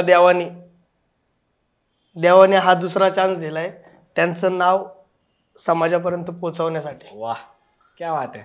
तर त्याच्यावरूनच मला एक असं, म्हणजे मला खूप लोक म्हणतात किंवा आपल्याला अशी नावं ठेवली जातात की तुम्ही फक्त महाराजांना, म्हणजे इतिहासाचा विषय निघालाच आहे, महाराजांना फक्त तुम्ही फॉलो करता, त्यांच्यासारखे तुम्ही कॉपी करायचा प्रयत्न करता, म्हणजे कॉपीच करता थोडक्यात. दाढी मिशा असतील, आपल्या मिशांना ताव आहे, मग तुम्ही फक्त त्याच गोष्टी करता. म्हणजे महाराजांना कॉपीचं नाही म्हणता येत, कारण कोणी त्यांची कॉपी करू शकत नाही. कारण अख्ख्या उभ्या आता ह्या हिंदुस्थानात, जगात कोणी तेवढ्या लायकीचं पण नाही महाराजांना कॉपी करणं. तर मेन असा विषय की आपल्या नसानसांमध्ये रक्त हे शिवरायांचं आहे आणि मराठी मातीत जन्माला आलंय. ज्या छत्रपती शिवाजी महाराजांनी एवढ्या कमी वयात तोरणा किल्ला जिंकून स्वराज्याचं तोरण बांधलं, म्हणून आज आपल्यामध्ये ज्या पोरांना वाटतं नाही मी हे करू शकत नाही, त्यांनी फक्त एकदा आपल्या महाराजांचं नाव आठवा. कारण मराठी माणूस त्यांचं आपण त्यांचीच पिढी दुसरी, तेच रक्त आपल्या अंगात. एकदा प्रयत्न करून बघा, 100% सक्सेस आपल्याला भेटतोच. कारण त्यांनी जर 15-16 वर्षात एक किल्ला जिंकू शकतात, तर तुम्ही साधं बिझनेस नाही टाकू शकत. नाहीतर काय. छोटा कॉपीच नाही करत आहे. जसं महाराजांनी आपण जसं महाराजांना कॉपी करायचा प्रयत्न करतो किंवा काही गोष्टी, तसंच त्यांनी जे लहानपणापासून जी स्वप्न पाहिली की काही नसताना काहीतरी मोठं करायचं, जे असं की अवाढव्य, जे महाराजांचं आयुष्य फक्त 50 वर्षात होतं, पण 50 वर्षात असं काही मला एक असं आहे ना, तुझ्या बोलण्यावर नाही आठवतं, मला एक प्रश्न काय पडतो माहिती आहे नेहमी, की काय जादू असेल महाराजांमध्ये की एवढ्या कमी वयात एवढी माणसं गोळा तर केली. आणि त्यावेळेस ज्यावेळेस मोगली राज्य होतं, एवढं अख्ख्या भारतात मोगली राज्य होतं, आणि एक तरुण मुलगा असा एक ध्येय घेतो की स्वराज्य निर्माण करायचंय, आणि जी पोरं गोळा केली त्यांच्या मनात काय पेरलं असं यांनी की प्रत्येक युद्धासाठी पोरगा तयार व्हायचं की मी जाणार महाराज हे युद्ध करायला, मी स्वतःचा जीव द्यायचा. तर असं काय पेरलं असं मनात की जीवाचं पण फिकर करत नव्हते लोक. किती माणसं जपले असन, काय दिलं असन. त्यावेळेस पैसा पण नव्हता स्वराज्य निर्माण करायच्या वेळेस. बरोबर. काय दिला असन, काय विश्वास दिला असन लोकांना. महाराजांनी सगळ्यांना आपल्यासारखंच जपलं, म्हणजे की जीव ह्याच्यावरनं ते शिकायला भेटतं की माणसं किती जपली त्यांनी. खरं. आणि माणूस म्हणून जन्माला आले आणि देव बनून गेले. कसलं भारी विषय झाला त्यांचा. पण म्हणजे तेच आम्हाला ते पॉइंटवर यायचं होतं की आम्ही फक्त मिशन नाही वाढवत किंवा आम्ही त्यातून काहीतरी गोष्टी शिकायला पण भेटतं. की शून्यातून आपण दोघे शून्यातून आलोय आणि शून्यातून काहीतरी प्रयत्न करतोय, तर हेच महाराजांचं खरं तर गुण होतं की काही नसतानाच आणि काहीतरी. याचा गर्व खरंच आपल्याला असला पाहिजे. कारण तुम्ही आहे ना पहा की महाराष्ट्रामध्ये खूप मोठी मोठी लोक होऊन गेली. बाबासाहेब आंबेडकर असन, छत्रपती शिवाजी महाराज असन, छत्रपती संभाजी महाराज असन, सगळे असतील, फुले शाहू आंबेडकर सगळे असन. म्हणजे भारतातली पहिली महिला डॉक्टर पण महाराष्ट्रात नाही. म्हणजे महाराष्ट्राने ह्या भारताला खूप दिले, बरोबर, खूप दिले. म्हणून महाराष्ट्रातल्या लोकांना ह्या गोष्टीची जाण असली पाहिजे की आपण कुणाच्या पुढं झुकणारे नाहीत. तर भाई महाराष्ट्र आहे, महाराष्ट्राने देशासाठी भरपूर केलंय. मॉडेल पण वाकणार नाही महाराष्ट्र. तर काय दादा, तू काय संभाजी महाराजांकडून काय घेतो, महाराजांकडून काय शिकायला भेटतं तुला, शिवाजी महाराजांकडून काय मेन महाराजांकडून तुला? मी जसं बारीक होतो ना, मी त्यावेळेस आमच्या इथे कार्यक्रम होता, मी त्यावेळेस नितीन पायगुडे नाही का, जे व्याख्यान करतात छत्रपती संभाजी महाराजांवरती, मी त्यांचं एकदा कार्यक्रमाला गेलो आणि ते ज्या ॲग्रेशन मध्ये लोकांना सांगत होते ना की असा होता माझा शंभू राजा, आणि मला त्यावेळेस मी लहान होतो, मला शंभू राजे माहीतच नाही. आणि हा सगळ्यात मोठा मायनस पॉईंट आहे आपल्या मराठी माणसाचा. खूप लोकांना संभाजी महाराजच माहीत नाहीत कोण होते. आणि त्यावेळेस मला जे ते नितीन बानगुडे आहेत ना, जे असे आहेत ना, मग नाव बरोबर घेतो ना मी त्यांचं, तेच बानगुडे आहेत ना, नितीन बानगुडे पाटील. ते असे इमोशन्स मध्ये सांगत होते महाराजांचं दुःख, कसं मारलं गेलं कसं. मी घरी आल्याच्या नंतर मला ती उत्सुकता की कसे होते संभाजी महाराज आपण बघू. आणि मी त्यावेळेस मला छत्रपती शिवाजी महाराजांचा पण एवढा इतिहास मला माहीत नव्हता, लहान होतो म्हणून. सगळ्यात अगोदर जाणून घेतलं छत्रपती संभाजी महाराज कसे आहेत. आणि जेव्हा ते मी कळलं ना, मला अंगावर काटे येत होते, काटे. म्हणजे तुम्ही बघा ना, येशू ख्रिस्तांना जगामध्ये खूप लोक मानतात का, तर त्यांच्या हाताला 2 खिळे ठोकले होते आणि इथं खिळे ठोकले होते. आपल्या शंभूराजांना 40 दिवस अत्याचार केलेत, अंगाचं कातडं सोलून त्यावर मीठ लावले, गाढवावरनं उंटाला मागं बांधून धिंड काढली, लोकांनी शेण फेकलंय अंगावरती, तलवारीच्या टोकांनी असे हे पाडत होते, कान कापले, नाक कापली, जीभ कापली. का तर फक्त धर्म परिवर्तन कर. आणि तुम्ही विचार करा, औरंगजेबाने मारलं पण त्यांना ह्याच्यासाठी की हा माणूस बनलाय तरी कशाचा, 40 दिवस मरत का नाहीये. शेवटी वैतागून त्यांनी म्हणला की आता ह्याचं सरकलम करा. म्हणजे विचार करा, त्या आतमध्ये कशाचं काळीच ठेवलं होतं, काय पेरलं होतं आऊसाहेबांनी, शिवाजी महाराजांनी काय पेरलं असं. त्याच्याबद्दल लोकांना 31-32 वर्षात गेले हो आपले संभाजी महाराज, 31-32 वर्षात. खरं, त्याच्याबद्दल लोकांनी अजून माहिती घेतली गेली पाहिजे, वाचलं गेलं पाहिजे. खूप बदनामी केली आपल्या राजाची खूप लोकांनी. पण आत्ता खरं ती वेळ आली, म्हणून मी तुम्हाला म्हणलो ना आत्ता की त्यावेळेस आपला जन्म नव्हता झाला म्हणून आपल्याला त्यावेळेस जे काम करता आलं नाही. पण आत्ता जर आपल्या आयुष्यात आपल्याला असं काम भेटतंय, जे चान्स भेटतोय, त्याच्यातनं आपल्या राजा हा जगापर्यंत पोचला पाहिजे. आणि हे आपलं नशीब नाहीये की आपण त्या फिल्मचा हिस्सा आहे, हे आपल्यावरती त्यांचा आशीर्वाद आहे, म्हणून आपल्याला ती फिल्म भेटली. खरे, आपण मेन त्यांच्या मनात होतं की तू हे करणं. बरोबर. आणि इतिहास असाच घडतो, प्रत्येकाचा खारीचा वाटा असतो. तसं असं समजू की महाराजांचा ह्या फिल्ममधनं इतिहास पोचवणं आमचा एक खारीचा वाटा असेल. क्या बात आहे. आणि खूपच खरंच मला एवढं भारी वाटतं ना की छत्रपती संभाजी महाराजांच्या फिल्ममधनं माझं पहिलं करिअर चालू होतंय. मला आयुष्यात कशीच कमी नाही पडणार, मला विश्वास आहे 100%. 100% नाही पडणार, कारण की ती पावरच, ती ऊर्जाच वेगळी आहे. आता तिथून आपण याच्यावरती येऊया की आता इतिहासाचा विषय निघालाय. महाभारत वगैरे वाचतोय किंवा वाचलंय काय, रामायण वाचतो का तू? मला वाचायला एवढं आवडत नाही, मी खरं खरं सांगतो. कारण मला शिक्षणातच एवढा इंटरेस्ट नाही. म्हणलं वाचण्यात कसला इंटरेस्ट, वाचण्यात तेवढा इंटरेस्ट असतो तर मी आज इंजिनियर असतो आणि तू इथं बसला असता. पण ठीक आहे, दोघे तेच करतो, त्याच्यावर काही विचार नाही. लॉकडाऊन होतं, लॉकडाऊन मध्ये एवढ्या फिल्म बघायचो, रात्रीच्या बोर व्हायचं ना की सगळ्या वेब सिरीज बघून झाल्या, आता उरलंच नाही काही बघायला. मग त्यावेळेस पाहिलं गेलं माझ्याकडनं महाभारत. पहिले 2-3 एपिसोड पाहिले, आमचा इंटरेस्ट वाढत गेला. तो हळूहळू हळूहळू मी कसं एका महिन्यात अख्खा सीझन संपवला मला पण माहीत नाही. पण महाभारत पाहिल्याच्या नंतर खूप आयुष्यात आहे ना, आपल्या दैनंदिन जीवनात खूप चेंज होतो. जे आपण मित्रांना नाही का कुणाकुणाला घालून पाडून बोलायची सवय असते, असंच मस्करी ती बंद होती. मोठ्या माणसांना रिस्पेक्ट द्यायचं हे होतं. म्हणजे मी तुम्हाला सांगतो, महाभारत पाहिल्यापासून माझ्या आयुष्यातलं चेंज, मी आज कुठं पण जाताना माझ्या आईवडिलांच्या पाया पडून जातो. पहिल्यांदा मी असलं कायच करत नव्हतो. ह्याच्यातून ते शिकायला भेटतं की मोठ्या भावाला काय मान देतात, छोट्या भावाला काय मान देतात. म्हणजे प्रत्येकाची व्हॅल्यू आहे तिथं, त्याच्यातनं खूप शिकायला भेटतं. आपली संस्कृती आहे. आपला मेन हिंदू धर्मातली लोक, हिंदू किती शांत डोक्याचे आहेत, म्हणजे जवळ शांत आहेत तवर शांत आहेत, चिडल्याच्या नंतर डायरेक्ट महाभारत पण होऊ शकतं, हे असं पण दिसून येतं. आपल्या संस्कृतीचा गाभा आहे, सहनशीलता लई आहे हिंदूंकडं, फक्त ती मोडली नाही पाहिजे कोणी. तू महाभारत पाहिलं, तू सांगितली, तुझं सगळ्यात आवडतीचं पात्र कुठलं? माझ्या आवडतीचं सगळ्यात भारी पात्र आणि सगळ्यात ऊर्जा देऊन जाणारं पात्र कर्ण. काय रे दादा? कर्णावरती आयुष्यात खूप अन्याय झालेला आहे आणि म्हणून कर्ण कधी पण मला आवडतो.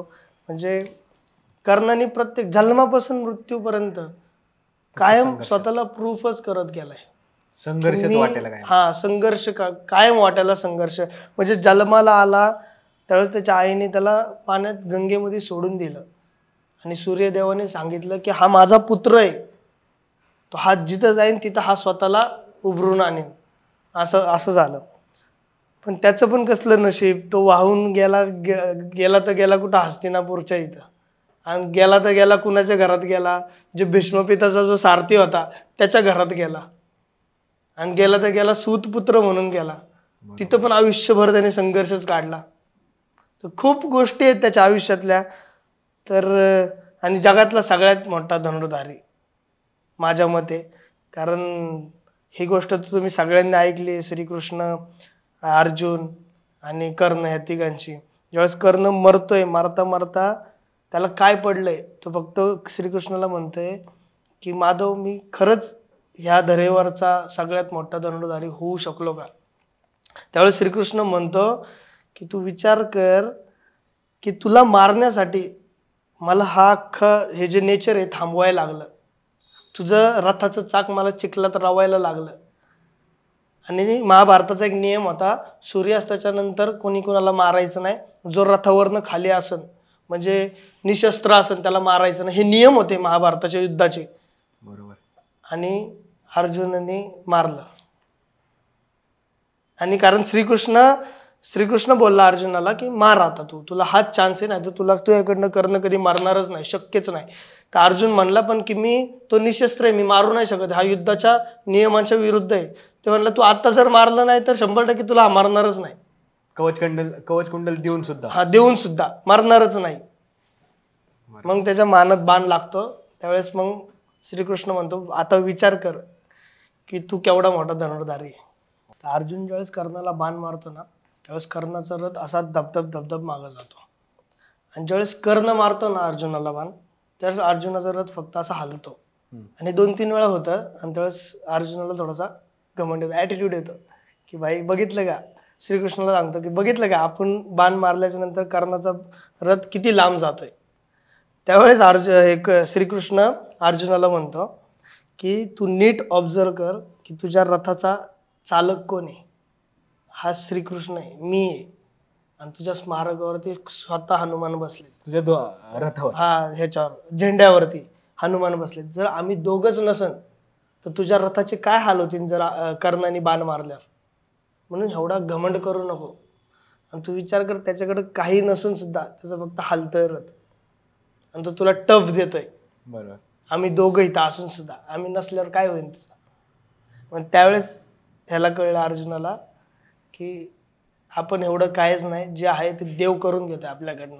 कारण महाभारत हे किती जरी झालं तरी श्रीकृष्णाने करून घेतलेलं आहे. हे सगळ्या गोष्टी ठरलेल्या होत्या. बरोबर. कारण तू महाभारत पाहिलंय का नाही माहित नाही मला, पण महाभारत पाहताना बघ, श्रीकृष्णाला माहिती असतं पुढं काय होणार आहे. त्याला माहिती होतं ह्या युद्धामध्ये मरणार कोण कोण आहे. 5 पांडव सोडून सगळे मारतात, सगळे. म्हणजे अर्जुनाचा मुलगा पण मरतो. म्हणजे स्वतः श्रीकृष्णाचा भाचा जो असतो अभिमन्यू, सख्या बहिणीचा पोरगा, त्याला माहिती असतं माझा भाचा मारणार आहे. तरी पण एक ते युग संपवायचं आणि कलियुग चालू करायचं होतं त्यांना. बरोबर. कारण जेवढा अधर्म वाढणार तेवढा पृथ्वीचा नाश करायला विष्णुदेव हा कोणत्या ना कोणत्या अवतार. जेव्हा मी महाभारताकडे असं पाहतो की जर ह्याचं जे मूळ कारण होतं की अन्याय झाला, अधर्म वाढला होता, खूप अधर्म वाढला होता. ह्यातून आपल्याला ह्या गोष्टींतून महाभारत रामायण झालं.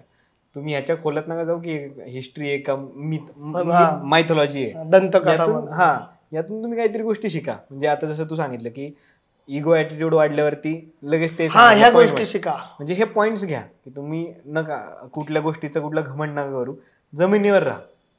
कारण की जो देणार आहे तो शेवटी तो आहे. म्हणजे या पॉईंटवरून ह्याच्यावरती यायचं होतं तुला. हे नाही असं पण म्हणतात की हे खूप जणांकडनं मी ऐकलंय की आयुष्यातला कोणताही प्रॉब्लेम आहे ना, त्याचं उत्तर महाभारताच्या ह्याच्यात आहे, सॉरी भगवद्गीतेच्या पुस्तकात आहे. कोणतंही पान उघडा आणि 10-12 ओळी जरी वाचल्या तरी तुम्हाला त्याचं उत्तर भेटेल.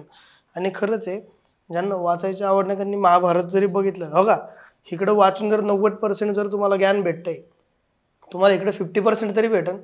रिकामा असण्यापेक्षा काहीतरी असलेलं बरं ना डोक्यात. बरोबर.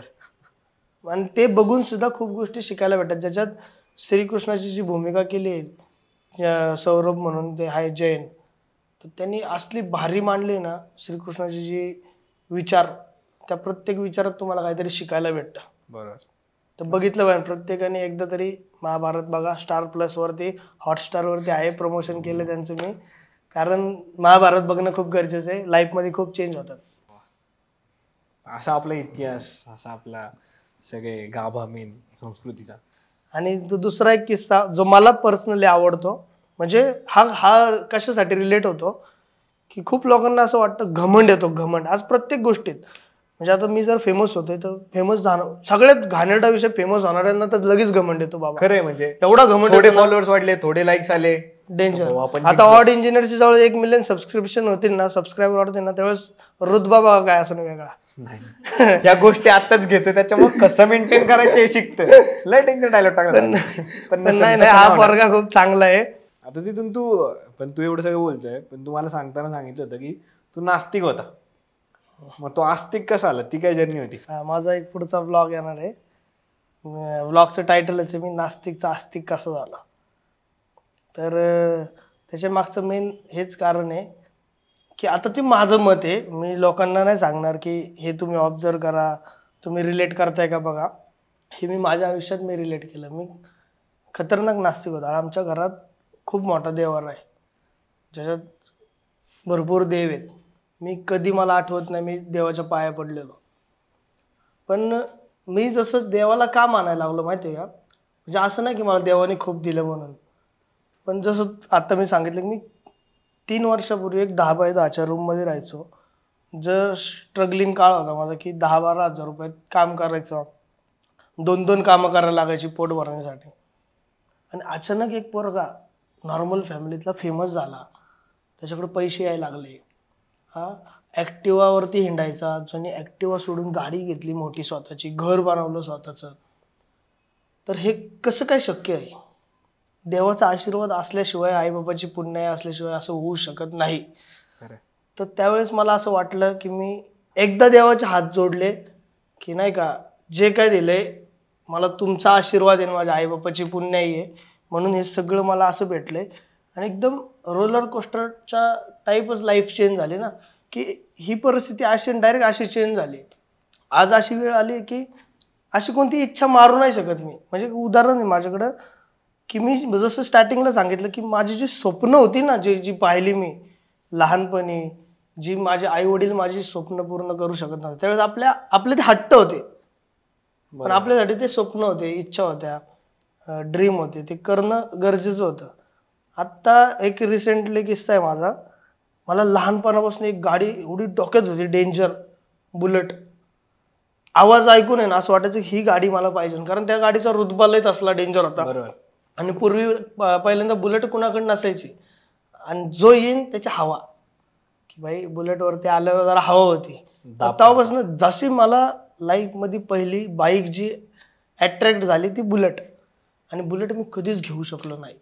मी जॉबला लागलो, मी मेहनत केली, बुलेटसाठी डाऊन पेमेंट पण जमा केला, पण ते घेणंच कधी झालं नाही माझ्याकडनं. आणि मला असं झालं की मी घेणारच बुलेट. बुलेटवरनं डायरेक्ट मला 4 व्हीलर भेटली. हे डायरेक्ट चेंज झालं ना. अरे मी मागतोय काय बुलेट, मला भेटते 4 व्हीलर. हे लाईफ चेंज झालं. मग ह्याच्यावरनं मला देवावरती विश्वास आला की देव आहे, फक्त मनात श्रद्धा ठेवा.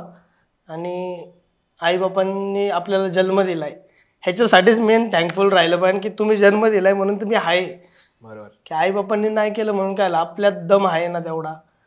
त्यांनी त्यांचं आयुष्य स्ट्रगलिंगमध्ये घालवलंय, आपल्याला मोठं करण्यात घालवलंय. त्यांच्या ज्याने ते शक्य नाही झालं, आता आपण आपल्यात तेवढी धमक आहे, आपण करू.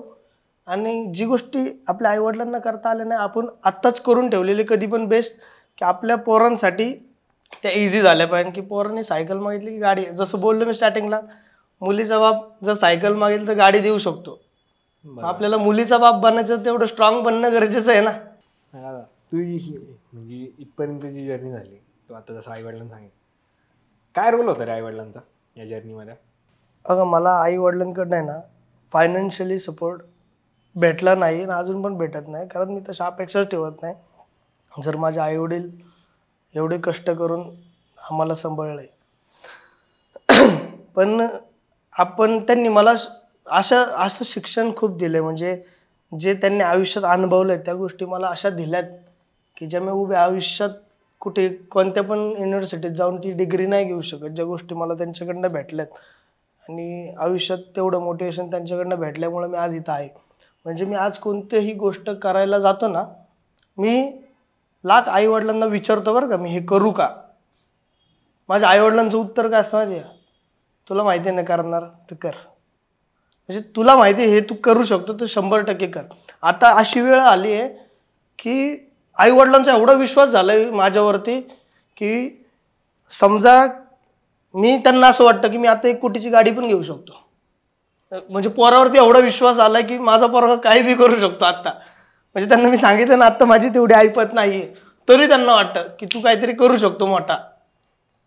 मग खूप गोष्ट आहे. आईने मला एक गोष्ट शिकवलेली, मी ती एक गोष्ट एवढी डोक्यात फिट ठेवली आहे की आई मला दरवेळेस सांगायची लहानपणी, ज्यावेळेस आमच्याकडे पैसे नसायचे ना त्यावेळेस असे सांगायचे की लक्ष्मी ही आपल्याकडे एकदाच येऊन जाते, तिला आपण सांभाळायची कशी आहे ते आपल्या हातात आहे.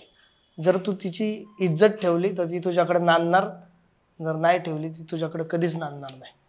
म्हणून लक्ष्मीची कदर कर, इज्जत कर. पैशाला किंमत दिली तर पैसा तुला किंमत देतो. क्या बात आहे. उगाच कुठेही माज नाही करायचा. त्याच्यामुळे आजही दादा आपल्याला साधा दिसतो, कुठं जास्त असा गोप बीप घालून कुठं दिसणार नाही किंवा हातात ब्रेसलेट नाही आलेले सोन्याचे, जरी पैसे आले असतील. नाही, मी काढून आलोय. वा, मला माहिती होतं तो हा डायलॉग मला, मी काढून आलोय. असा ब्रँड तयार होतो. आणि याच्यावर मला आठवलं, इन्फ्लुएन्सर झाल्याचे काय काय फायदे झाले तुला? इन्फ्लुएन्सर झाल्याचे खूप फायदे झाले. एक तर काही काही जागी जिथं आपल्याला काही गोष्टी पाहिजे ते आपण ऑटोमॅटिक भेटते. म्हणजे उदाहरणार्थ दुबईचा किस्सा सांगतो मी तुम्हाला, तेवढा खतरनाक आहे. मी पासपोर्ट काढला आणि सगळ्यात आता मिडल क्लास फॅमिलीतल्या पोरांचं स्वप्न असतं की भाई कुठंतरी फिरायला जायचं भारी. बरोबर. माझे स्वप्न काय होते माहिती आहे, मनालीत बिनालीत जायचे. आणि मी पासपोर्ट असाच काढला होता की मी असा विचार केला की एखादा प्रोड्युसर येईल आणि म्हणून की आपण इंटरनॅशनल गाणं करू. ह्या हिशोबाने पासपोर्ट काढला आणि पासपोर्ट आल्याच्या नंतर मी 15 दिवसात सिंगापूरला जाऊन आलो. आणि सिंगापूरवरून आल्या 5 दिवसात मी दुबईला गेलतो. महिन्यातच 2 ट्रिप. महिन्यात 2 ट्रिपा झाल्या, 2 पानं भरली पण माझी पासपोर्टची. तर दुबईला गेल्याच्या नंतर एक किस्सा काय झाला, ज्या हॉटेलमध्ये आम्ही थांबलो, जिओरा हॉटेल खूप मोठं आहे, आणि त्या हॉटेलमध्ये मराठी क्राऊड होता आपला नाही का स्टाफमध्ये. आणि जशी ओळख झाली ना, म्हणलं अरे दुबईमध्ये कसं काय ओळखतं ते मला. नंतर मी विचारलं कुठले आहेत तुम्ही, तर एक कोणतरी बीडचा होता, तिथला बीड का नगर साईडचा होता. म्हणलं की दादा आम्ही तुमचे व्हिडिओ लय पाहिलेत, तुमचे गाणी पण लय पाहिलेत, आम्ही तुमचे लय मोठे फॅन आहेत. त्यांनी आम्हाला त्या हॉटेलमधला सगळ्यात भारीतला रूम दिला, सूट, जो 47व्या फ्लोअरला होता. आणि त्यांनी आम्हाला त्या रूममध्ये नेल्यावर सांगितलं की ह्या रूममध्ये अक्षय कुमार, नेहा कक्कर, अजून कृती, अजून उर्वशी रॉटेला, गोविंदा हे राहून गेले त्या रूममध्ये. आणि तो रूम आम्हाला दिला. आणि त्यांनी एक गोष्ट काय आणली की दुबईमध्ये पाणी जरा थोडंसं महाग भेटून सारखी तहान लागते, तर तुम्ही पाणी बाहेरून आणू नका, हॉटेलमध्येच देतो आम्ही तुम्हाला. जे आपल्याला सकाळच्या 2 बॉटल देतात ना, त्या हॉटेलच्या रूम सर्व्हिसमध्ये त्यांनी मला रूममध्ये सोडल्याच्या नंतर त्यांनी मला बॉटल 15 ते 16 आणून दिल्या. आणि रोज तेवढ्याच ठेवून जायचा की हेच पाणी तुम्ही घेऊन जावा बाहेर फिरायला. वा. तर हे विषय झालता. आणि दुसरा एक किस्सा सगळ्यात भारी, म्हणजे मराठी माणसांमध्ये एक तो असतो ना की बाई आपला इगो जर दुखावला तर आपण हे करू. त्या हॉटेलच्या टॉप फ्लोअरला एक ना रेस्टॉरंट होतं, सगळ्यात टॉप फ्लोअरला, त्या टोकाच्या इथं. आणि तिथं मी गेलो शॉर्ट्सवर आणि सँडो घालून, आणि चप्पल पण ती रूम मधली असते ना कापसाची, ती चप्पल घालून गेलतो. आणि तिथं मला त्या रिसेप्शनवालीने सांगितलं की तुम्ही नाही जाऊ शकत आतमध्ये नाही का. तिथं माझं कॉन्व्हर्सेशनचा संबंधच नाही, ती इंग्लिशमध्ये बोलत होती. मी असं बनीला आणि त्या अनुश्रीला पुढं केलं, तुम्ही बोला. म्हणले काय बोलले, ती म्हणली की चप्पल आणि शॉर्ट्सवर अलाउड नाही. म्हणलं अच्छा. मग ज्याने घेऊन गेलं का मी त्याला फक्त असं केलं, हे काय राव. हे काय म्हणलं आपल्याला आता इथून हाकलून देणार, परत जाऊन कपडे बदलून न्यायचं बरं का असं. मग तो म्हणला थांबा दादा तुम्ही 2 मिनिटं थांबा. त्याने फोन केला आणि म्हणला आता जायचं तर आपण शॉर्ट्सवरच जायचं इथं असं. मग त्यांनी इगोर घेतलं की आजच जायचं, आता दाखवूनच द्यायचं. आणि त्याने केला मॅनेजरला फोन, आणि मॅनेजरला फोन केल्याच्या नंतर ते म्हणला ये तू बाहेर आला. मॅनेजर त्या रिसेप्शनला आणला, आमचे गेस्ट आहेत, आम्हाला नेलं बिलं, फोटो बिटो काढले तिथं आम्ही. आणि मग मी त्यांना विचारलं तुम्ही कुठले आहेत दादा? ते म्हणले मी हडपसरचा आहे. अरे बापरे म्हणलं पुण्यातले आहेत तुम्ही, मॅनेजर मेन दुबईच्या हॉटेलमध्ये एवढ्या मोठ्या. म्हणलं 1 नंबर. आणि तेव्हा असं वाटलं अरे आपल्या नावाचा काहीतरी फायदा होतो बरं का.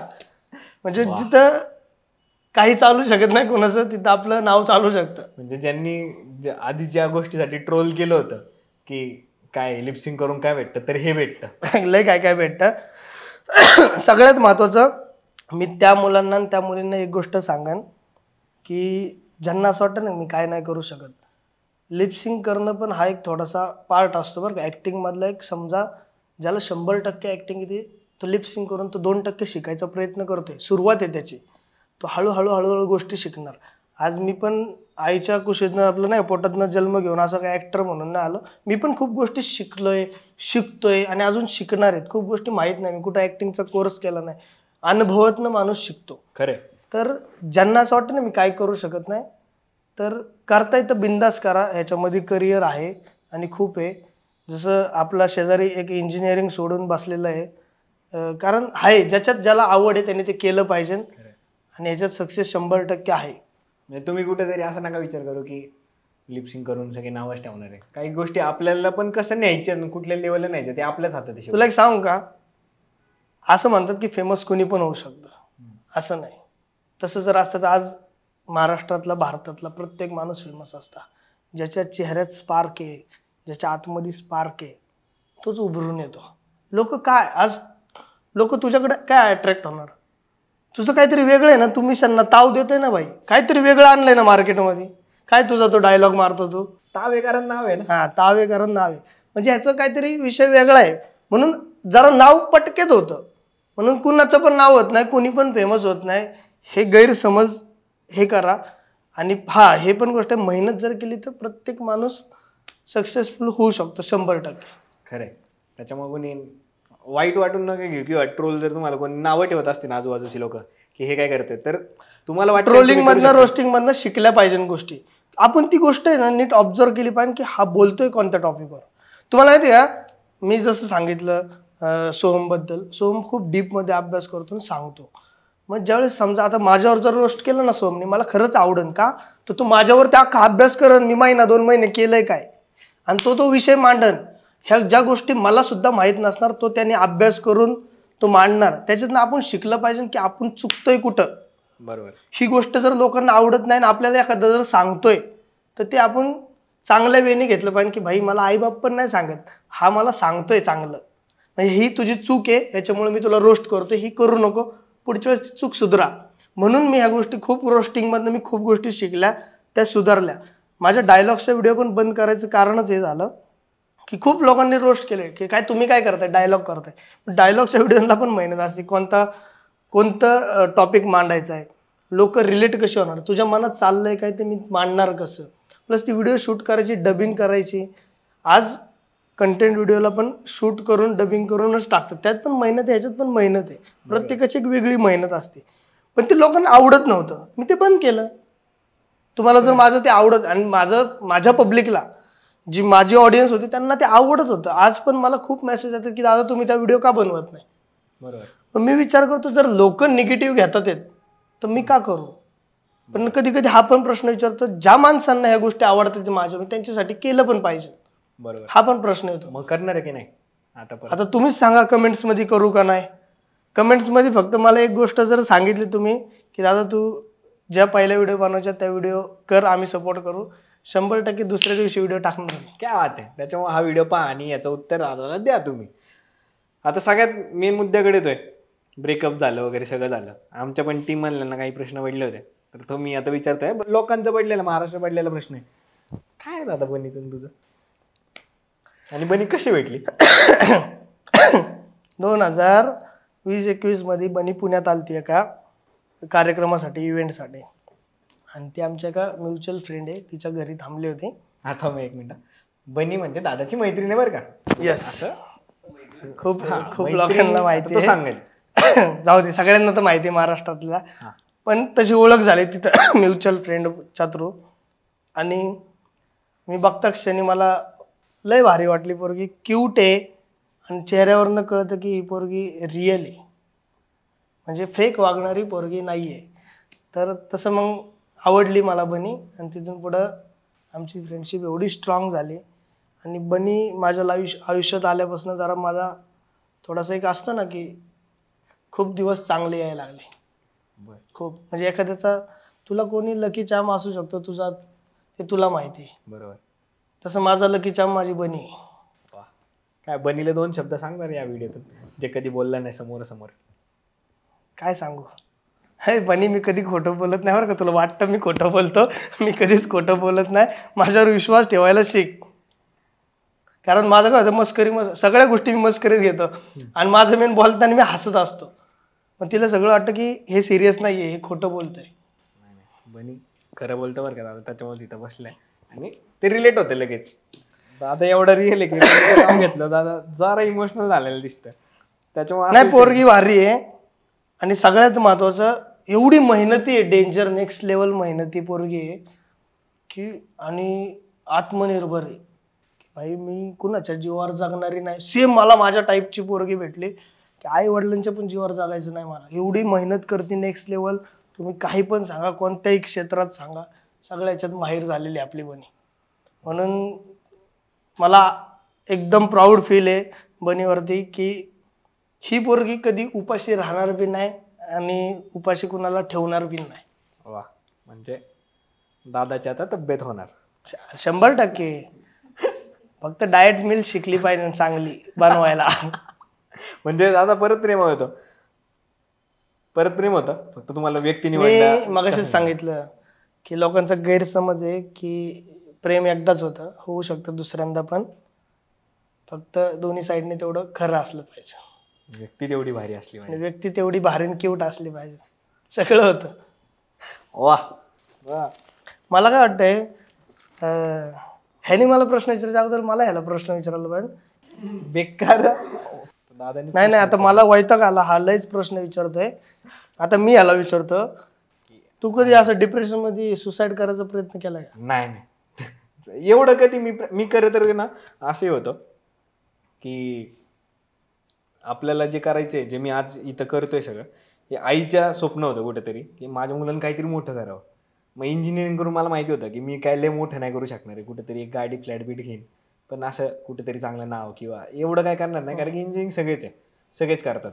म्हणून मी ते एक भाषणात पण बोललो होतो, इंजिनियर सगळेच असतात. आणि आईचं स्वप्न होतं इंजिनियर करायचं मुलाला. मग आईच्या स्वप्नासाठी इंजिनियर झालो, पण मला काहीतरी वेगळं करायचं होतं म्हणून ऑड इंजिनियर झालो. म्हणून मग आता तिला कुठेतरी चांगलं वाटतं की करतोय मुलगा काहीतरी. त्याच्यामुळे सुसाईडचं नाही, म्हणजे मी जर सुसाईड केलं तर मग आई वडिलांकडे कोण बघणार? हाच मेन मुद्दा आहे की ज्यावेळेस डिप्रेशनमध्ये लोक आहेत ना, ज्यावेळेस डिप्रेशनमध्ये जातात ना, ब्रेकअप, परिस्थिती घरातली, त्यावेळेस लोक खूप सुसाईडकडेच वळतात. खूप लोक. म्हणजे मला हे मी मगाशी सांगितलं नाही, मी पण प्रयत्न केला होता, पण हे का सांगितलं नाही, कारण की लोक खूप निगेटिव्ह घेऊ शकतात सुसाईडचं. पण हे आत्ता मी का सांगतोय, ज्यावेळेस आपण असा विचार जर येतो ना आपल्या डोक्यात विचार, त्यावेळेस आपल्या आई आणि वडिलांचा ना चेहरा आठवा आणि त्यांच्याबरोबर जे तुम्ही लहानपणी जे क्षण घालवलेत ना ते आठवा. ते दोघं आहेत ना आपल्यावरती डिपेंड आहेत की त्यांनी आयुष्यभर कष्ट केलंय ह्याच ह्याने की आता माझं आयुष्य इथून पुढं चांगलं जाणार आहे, माझा पोरगा हाताशी आलाय. तर त्यावेळेस आहे ना तुमच्या डोक्यातनं ते खोळ निघून जाईल सुसाईडचं, आणि तुम्हाला ते मोटिवेशन भेटेल, आपण काहीतरी करायचं. आणि आपल्या आई वडिलांना आता घरी बसायची वेळ आलेली आहे. खरं आहे ना, म्हणजे आई वडिलांनी आयुष्यभर त्यांनी कष्ट केले आपल्यासाठी, आणि आपण कुठल्या तरी एका मुलीसाठी जीव देणं वगैरे हे नाही. आणि मेन तेच, आता त्यांच्या इच्छा पूर्ण करणंच हे खूप महत्वाचं आहे. माझ्या आता जसं मी सांगितलं, आमचे आई वडील शिकलेले नाही आहेत, तर माझ्या आईच्या बद्दल सांगतो, आमच्या आई तर कधी ट्रेनमध्ये पण नाही बसली. तर माझी अशी स्वप्न आहेत की तिला ट्रेनमध्ये नाही, तिला फ्लाईटमध्ये बसवायचं आहे. मी पण, म्हणजे मी हेच स्वप्न होतं माझ्या आईचं पण की मला विमानात बसायचे. जेव्हा बिझनेस सुरू केला आणि थोडे पैसे मिळाले मला, एक सर्टन अमाऊंट मिळाली की लाखभरपर्यंत मी साठवले. पहिलं म्हणलं आई वडिलांना ट्रिपला पाठवायचं फ्लाईटने, मग त्यांचं ते स्वप्न पहिलं केलं. म्हणलं चला, आणि त्यात जे सुख मिळालं ना ते वेगळंच होतं. ह्या जरा इच्छा खूप छान आहेत आपल्या आई वडिलांना नाही का असं फ्लाईटमध्ये बसवणं. कारण आजपर्यंत त्यांनी जमिनीवरनं पाहिलेत फक्त विमानं. बरोबर. ज्यावेळेस विमानातनं जमीन बघतील त्यावेळेस ते स्वर्ग वेगळा असेल. स्वर्ग खालून म्हणतात की हे स्वर्ग आहे, पण ज्यावेळेस विमानातनं असे दिसतील ना ढग शेजारी, जमीनच दिसणार नाही, तर त्यावेळेस त्यांच्या आतमधली जी फिलिंग आहे ना ती मला माझ्या डोळ्याने बघायची. आणि इतके दिवस कामांमुळे वेळ नव्हता भेटत, पण 100% आता वेळ काढू आणि आईला न वडिलांना घेऊन जाऊ. वा. आणि खरं तर हाच तर बेस आहे, म्हणजे जे महाराजांकडून जे आपण शिकलोय ना, जे मिशांना ताव देतो किंवा हे देतो ना, महाराजांनी जे केलं ना ते जिजाऊंचं स्वप्न होतं. म्हणजे आईच्या स्वप्नासाठी स्वराज्य उभं राहिलं. स्वराज्य उभं राहिलं. त्याच्यामुळं तिकडून शिकलोय की आई वडिलांच्या स्वप्नासाठी जगायचंय. कारण की आईच्या स्वप्नासाठी जगलो तर 350 वर्ष जगू. 350 वर्ष जगू. आणि त्याच्यामुळे कधी डिप्रेशन मध्ये मुलीसाठी जीव द्यायचा वगैरे विचार नाही केला कधी. आई हा शब्द लय भारी आहे. आई आई आई असती, काय पण म्हणा तुम्ही. खरं. आणि जे डिप्रेशन मध्ये वगैरे आहेत ना मित्रांनो, जाऊन जरा कुठल्या म्हणजे डॉक्टरकडे जाण्यापेक्षा आईकडे जाऊन बसा, उत्तरं मिळतील तुम्हाला सगळ्यांना. आणि आईला मैत्रीण बनवा. हा, मेन ज्यावेळेस तुमची मैत्रीण आई होती ना, बाहेरच्या एखाद्या पोरीचं बेस्ट फ्रेंड बनण्यापेक्षा तिच्या बॉयफ्रेंडला बी त्रास, अजून सगळ्यांना त्रास, तिचा बेस्ट फ्रेंड. आपली आई आपला बेस्ट फ्रेंड झाली पाहिजे, म्हणजे आपल्या वडिलांना काही त्रास नाही होत. आईपाशी मन मोकळं झालं ना, तर जसं भगवद्गीतेचं कोणतंही पान उघडा तुम्हाला प्रत्येक प्रश्नाचं उत्तर भेटतं, तसं आईपाशी मन मोकळं करा, तुम्हाला सगळी उत्तरं भेटून जातात. वाह, काय असा बोललाय विषय. राव. एक नंबर. म्हणजे मी तर माझ्या आयुष्यातली सगळी लफडी बिपडी जे काय मॅटर होतात सगळे आईला जाऊन सांगतो. म्हणजे घरी येऊन कोणी नको सांगायला, तुमच्या अगोदर मी माझ्या आईला सांगितलंय. खरंय. आता तू आईवरती एवढं बोललाय, वडिलांबद्दल काय सांगशील? वडील खूप महत्वाचे असते बरं का फॅमिलीसाठी. आपण आईला काय एवढं अटॅच असतो, लहानपणापासून आई आपल्या सोबत असते म्हणून. वडील दिवसभर कामावर असतात म्हणून वडिलांबरोबर एवढी अटॅचमेंट होत नाही. पण वडील खूप महत्वाचा असतो त्या घराला घरपण देण्याचा. एक ते म्हणतात ना बिल्डिंग उभं राहिलं, एक पायाच महत्वाचा असतो. खूप जणांच्या घरात रिलेट करतील लोक, त्यांचे वडील खूप बेवडे आहेत, दारुडे आहेत, काही काही सगळे लय डेंजर नाद आहेत, मुलाबाळांकडे लक्ष नाही, काय नाही. पण ज्या घरात बाप आहे ना, त्या घरातल्या मुलींकडं आणि त्या घरातल्या बाईकडं कुणाची नजर वरती करून बघायची ताकद नाही, हा विषय. म्हणून वडील असणं खूप महत्वाचं आहे. आपला बाप कसाही असो, पण घरात एक वडील पाहिजे ना आपले, ज्याच्यामुळं आजूबाजूचे जरा नीट राहतात. आणि एक बाप असा वाघा टाईप, कसा का बाप असावं का वाघा टाईप येतो समोर बरोबर फॅमिलीचं रक्षण करण्यासाठी. कारण की बाप असतो. कारण बाप असतो. जस्ट आत्ताच सुचलं एक सेगमेंट, तर लगेच चालू कर. नाव पण आत्ताच ठरलं, कोण आणि का. दादाला पण माहिती. तर पहिला प्रश्न, कुठला राजकीय नेता? राज ठाकरे. का? कारण हिंदू हृदय सम्राट बाळासाहेब ठाकरेंनंतर जो आपल्या माणसांचा विचार करतो ते राज ठाकरे. कुठली हिरोईन पूर्ण इंडस्ट्रीत, मराठी, हिंदी, टॉलिवूड, बॉलिवूड? रश्मिका मंदाना. आणि का? आवडते, भारी आहे. कुठला सगळ्यात जास्त हिरो आवडतो? अल्लू अर्जुन. तो तर लहानपणापासूनच आवडतो मला. सगळं साऊथ कडून येते, साऊथ का आवडतं? साऊथ बघ, आता मला अल्लू अर्जुन का आवडतो, कारण स्टार्टिंगला जो त्याच्या करिअरच्या स्टार्टिंगला आलं तर त्याकडे लुक पण एवढं खास नव्हतं. बरोबर. टॅलेंटच्या दमावर आला. आणि मला साऊथच्या लोकांचं एक गोष्ट आवडतं, धार्मिक लय आहेत, लय नेक्स्ट लेवल धार्मिक आणि साधे सिंपल. तर देवदेव पण मानणार आहेत, असं नाही की बाई फक्त मी नावालाच हिंदू आहे. बाबा प्रत्येक पिक्चरच्या वेळेस ते पूजा बिजा करतात, अरे भारी वाटतं ती गोष्ट. आपलेपणा दाखवतात. आणि आपलेपणा दिसतो म्हणून त्यांची लोक रिलेट करतात. लोक म्हणतात ना साऊथचे पिक्चर का चालतात, कारण ते लोक त्या लोकांना रिलेट करतात, आपल्या देवांना मानतात. आणि हे ज्यावेळेस नॉर्मल पब्लिकला दिसतं ना, म्हणून त्यांची पण पूजा, हिरोंची पण पूजा ते देवासारखी करतात. पोस्टर लागलं दुधाचा अभिषेक घालतात. हे का होतं, कारण तिथली लोक तेवढं हे करतात. आज कांतारा सारखा पिक्चर एवढा हिट का झाला? आज जर तो मराठीत जर आला असता ना, एवढ्या लोकांनी ट्रोल केला असता ना की अंगात येतं, तुम्ही अंधश्रद्धा दाखवली, हे दाखवली, पण त्यांनी किती डोक्यावर घेतला. बरोबर आहे, सगळ्यांनीच. इनफॅक्ट जगाने डोक्यावर घेतला तो पिक्चर. त्यांनी काय तर त्यांची संस्कृती दाखवली. आज महाराष्ट्रात पण कितीतरी लोकांच्या अंगात येतं, हे लोक विश्वास नसन ठेवत, पण तिकडचे पण लोक त्यांनी काय दाखवले, अंगात येत आहे त्याच्या, ते पण दाखवले. ही जर आपण दाखवलं असतं तर लोकांनी अंधश्रद्धा बोलले असते. त्यांनी त्यांचं कल्चर दाखवलं आणि ते लोकांना आवडलं आणि ते आपल्याला पण आवडलं. बरोबर. आपण केलं तर लोक आपल्यालाच नावं ठेवतात, म्हणून लोक घाबरतात आपली पण. आता तुझ्या सगळ्यात अवघड प्रश्न तुझ्यासाठी 2 ऑप्शन येतो, काय सांगायचं, गाणी की डायलॉग? गाणे. का? गाण्यांमधनं खूप शिकायला भेटतं भाई. आज डायलॉग्स मधनं आपण काय करतो रे, आपलं मत मांडतो. आपल्या मनात ज्या गोष्टी भरलेल्या आहेत ना, दुःख, आनंद, एखाद्याला खचलाय त्याला मोटिवेट करण्यासाठी जो सुचन तो डायलॉग, ह्याच्याने तेवढंच. पण गाण्यामधनं काय शिकायला भेटते, एखाद्याची लाईफ. आता मी जसं विठू गावला गाणं केलं, ह्याच्यातनं मी एकाची स्टोरी मांडली तर ती मला जगायला भेटली. तर खूप गोष्टी आहेत गाण्यांमधनं, खूप शिकायला भेटतं. जर मी खरंच अपंग असतो तर एवढं सहन केलं असतं का मी? बरोबर. दुसरी लाईफच जगायला मिळते थोडक्यात. हा, जगायला भेटते. वा. आणि मला एक म्हणजे आता आहे तुझ्या पद्धतीत तुझा एक डायलॉग होऊन जाऊ दे ना. तुला कसा पाहिजे सांग मला. मोटिवेशन वाला आणि नंतर एक ब्रेकअप वाला. हे थांब जरा, असं डायरेक्ट बोललं मला आठवणार नाही भाई. ते स्टाईल मध्ये या तुझ्या. मोटिवेशनल थांब जरा, मला आठवू दे. तो आता जसं मी स्टार्टिंगला मारलेला तोच सगळ्यात माझा आवडीचा डायलॉग होता, की नाव छोटं असलं म्हणून काय आलं, या नावाला मोठी मोठी नावं ओळखतात. हा खूप माझ्या जवळचा डायलॉग होता ना, आतून निघला होता. आणि एक दुसरा डायलॉग मी आत्ता हल्ली बनवला होता जस्ट, की काही मित्रांनी धोका नाही दिला. असं नाही बोलत तू डायलॉग. नाही, काही मित्रांनी धोका दिलता म्हणून तो डायलॉग असा होता, मित्र तोच खरा जो तुमच्या वाईट काळात तुमच्या सोबत उभा आहे, तो नाही की फक्त तुम्हाला मेसेज करून म्हणतो की मी आहे ना तुझ्यासोबत. सोबत असणं आणि सोबत राहणं यात खूप फरक आहे. म्हणून मेसेज करू नका, सोबत राहा. आणि प्रेमावर. आणि हे आतून निघलेला होता. प्रेमावरती नको डायलॉग बिलॉग, कारण प्रेम डायलॉग मारून नाही, असंच राहिलं पाहिजे. प्रेम. ब्रेकअप वरती. ब्रेकअप नकोच बोला, ब्रेकअपचा विषय काढायचाच नाही. आयुष्यच खूप सुंदर आहे आणि खूप सुंदर व्यक्तीसोबत आता आपण आयुष्य जगतोय. तर हा का पॉडकास्ट सगळा ब्रेकअपवर झाल्यावर मला चपला बसतील. वा. तर आता शेवटचा प्रश्न सगळ्या खूप भारी वाटलं.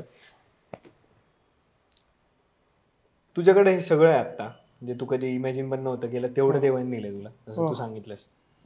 जसं टिकटॉक बंद झालं, जर तुझ्याकडून हे सगळ्या गोष्टी काढून घेतल्या, इंस्टाग्राम, युट्यूब वगैरे वगैरे, तर काय काय वाटेल तुला? काय कंडिशन असणार आहे तुझं? काय वाटणार, ह्याच्या अगोदर पण मी जगत होतो. हे टिकटॉक, इन्स्टा सगळं काढून घेतल्यावर देव काय पृथ्वीवरती हवा सोडायची बंद करणार आहे? आपल्याला श्वास घ्यायला त्रास होणार आहे? काही नाही होणार. आपण कुठेतरी मस्त काम करू, मस्त. आणि मला उलट ती लाईफ खरंच चांगली असते. तुम्ही फेमस झाल्यावर तुम्हाला 4 चौघात कसं वागायचंय, कसं राहायचंय हे ठरवून करायला लागतं. ज्यावेळेस तुम्ही फेमस नसताना तुम्ही कुठेही कसंही तुमच्या मनाला वाटेल तसं राहू शकता. बरोबर. म्हणून काही गेल्याने काही फरक नाही पडत असं नाही. म्हणजे माझा प्रश्न असा होता की हे जर तुझ्याकडून सगळं गेलं तर याची भीती आहे का मनात, ही सगळी जायची वगैरे? भीती काही नाही. तुम्ही खूप वेळा नोटीस केलेलं आहे, मी डाऊनफॉल खूप पाहिलेला आहे. Next level. माझ्या आतमध्ये तेवढी जिद्द आहे, मला माहिती आहे मी परत उभरून येऊ शकतो. तर मी असल्या गोष्टींना कधी घाबरतच नाही. मी परत उभा राहू शकतो, हे माझ्या आतमध्ये मला हिंमत आहे, गट्स आहेत. मी किती वेळा बी पडते, मी उभा राहणार तेवढं स्ट्रॉंग, कारण मी लेग लय मारतो जिममध्ये. आणि मागाशी त्याच्यावर मला दादाने एक सांगितलं होतं की मला आता जरी हे सगळं गेलं ना, जर मला हा रस्ता पूर्ण झाडायला लावला ना, तेवढी हिंमत ठेवतो की तो रस्ता, कारण तो रस्त्यावरची घाण काढून माझ्या पोटातलं अन्न भरतोय, मी पोट भरतोय. असा विषय. लाज नाही त्या कामाची. कशाला लाज धरायची? मला माझ्या कधी आई वडिलांची लाज नाही वाटली. जर ते अशी कामं करत होती तर मला आई वडिलांची पण लाज नव्हती ना वाटत, कारण त्यांनी ते करून माझं पोट भरलंय. क्या बात. आज माझे चांगले दिवस आलेत म्हणून मी माझ्या आईला कामाला जायचं पण बंद केलेलं आहे, की आता तू बसणे, आम्ही कमवणे. इथं जिंकलंस. हो. क्या बात. मग दादा कसं वाटलं गप्पा मारून? खूप छान वाटलं. ऑड इंजिनियर बरोबर बोलून कुठंच असं पॉडकास्टमध्ये ऑड फील झालं नाही मला. खूप छान बोलतोय आणि चांगली 2 दिवसाची मैत्री होती आमची, पण आता लाईफ टाईम राहणार आमची 100% मैत्री. तर थँक्यू मला तुझ्या चॅनलवरती बोलवल्यासाठी. उलट तुझं थँक्यू की आतापर्यंत माणसाने कुठेच इंटरव्ह्यू नाही दिला किंवा खूप लोकांनी विचारलं पण कधी गेलं नाही. आणि 2 दिवसाची ओळख, ती पण रात्री 2:30 वाजताची. ते 5 वाजेपर्यंत चालले, 2:30 ते 5 पर्यंत इथंच होता. मी याला त्या दिवशी मी बोललो, मी असं कुठं जात का नाही त्याच्या मागचं कारण खूप आहेत, पण तू माझं जर 2 तासाचा जरी मित्र असेल ना, तुम्हाला हक्काने काय पण सांग, मी तुझ्यासाठी येणार. आणि तसंच मी याला बोललो की ओळख झाली ना, एक मैत्री झाल्याच्या नंतर मैत्रीत करण्याचा एक आनंद वेगळा आहे. आणि तोच विषय येतो की मराठी माणूस पुढे जातोय तर आपण त्याच्यात थोडासा खारीचा वाटा आपला असला पाहिजे, म्हणून मी इथं आलो आहे. आणि मी माझा पहिला पॉडकास्ट केलेला आहे आयुष्यातला. तर ज्यावेळेस आता लवकरात लवकर चॅनलला सबस्क्राईब करा. जेवढा हा चॅनल मोठा होईल तेवढं आपल्या ऑड इंजिनियरचं पण नाव तर होईल, पण एक मराठी पॉडकास्ट महाराष्ट्राला कळेल की काय असतं पॉडकास्ट. आणि लोकांच्या मनातल्या भावना, आणि पॉडकास्टवरनं शिकायला खूप भेटतं बरं का. म्हणजे असं नाही की फक्त मी आलोय, माझ्या लाईफची जर्नी आहे, याच्यातनं खूप लोकांना काही काही वेगवेगळ्या गोष्टी शिकायला भेटतील. बरोबर. आज खूप क्षेत्रातली लोक ह्या चॅनलवरती येतील पण, आणि ह्याच्या अगोदर आलेली पण आहेत. आणि प्रत्येक गोष्टीतनं सगळ्यांना शिकायला भेटतं. पण सगळ्यात शार्प जो होणार ना, तो हा होणार, कारण हा प्रत्येकाचं ऐकून घेणार. ह्याच्याकडनं जर नॉलेजचा भंडार वाढणार ना, हे पॉडकास्टमध्ये लय दम आहे. मराठी चॅनलला सपोर्ट करा आणि जास्तीत जास्त सबस्क्राईब करा. क्या बात. तर ते शेवटी जरा एक असं नाव दिलं का? आणि शेवटला आपल्या स्टाईलमध्ये ते जसं आपण ब्लॉगची सुरुवात करतो तसं आपण एंड करू. यावेळेस स्टार्टिंगला ह्याने सुरुवात केली ती, एंड आपण करू. नमस्कार पब्लिक, जय महाराष्ट्र. असंच प्रेम राहू द्या आणि कंटिन्यू ह्या पॉडकास्टचे सगळे व्हिडिओ बघत राहा. वा, तावे कारण नाव आहे. संपला विषय. चला चला, थँक्यू सो मच. खूप छान वाटलं तुला भेटून. अशाच गोष्टी करत राहू. थँक्यू सो मच आल्याबद्दल.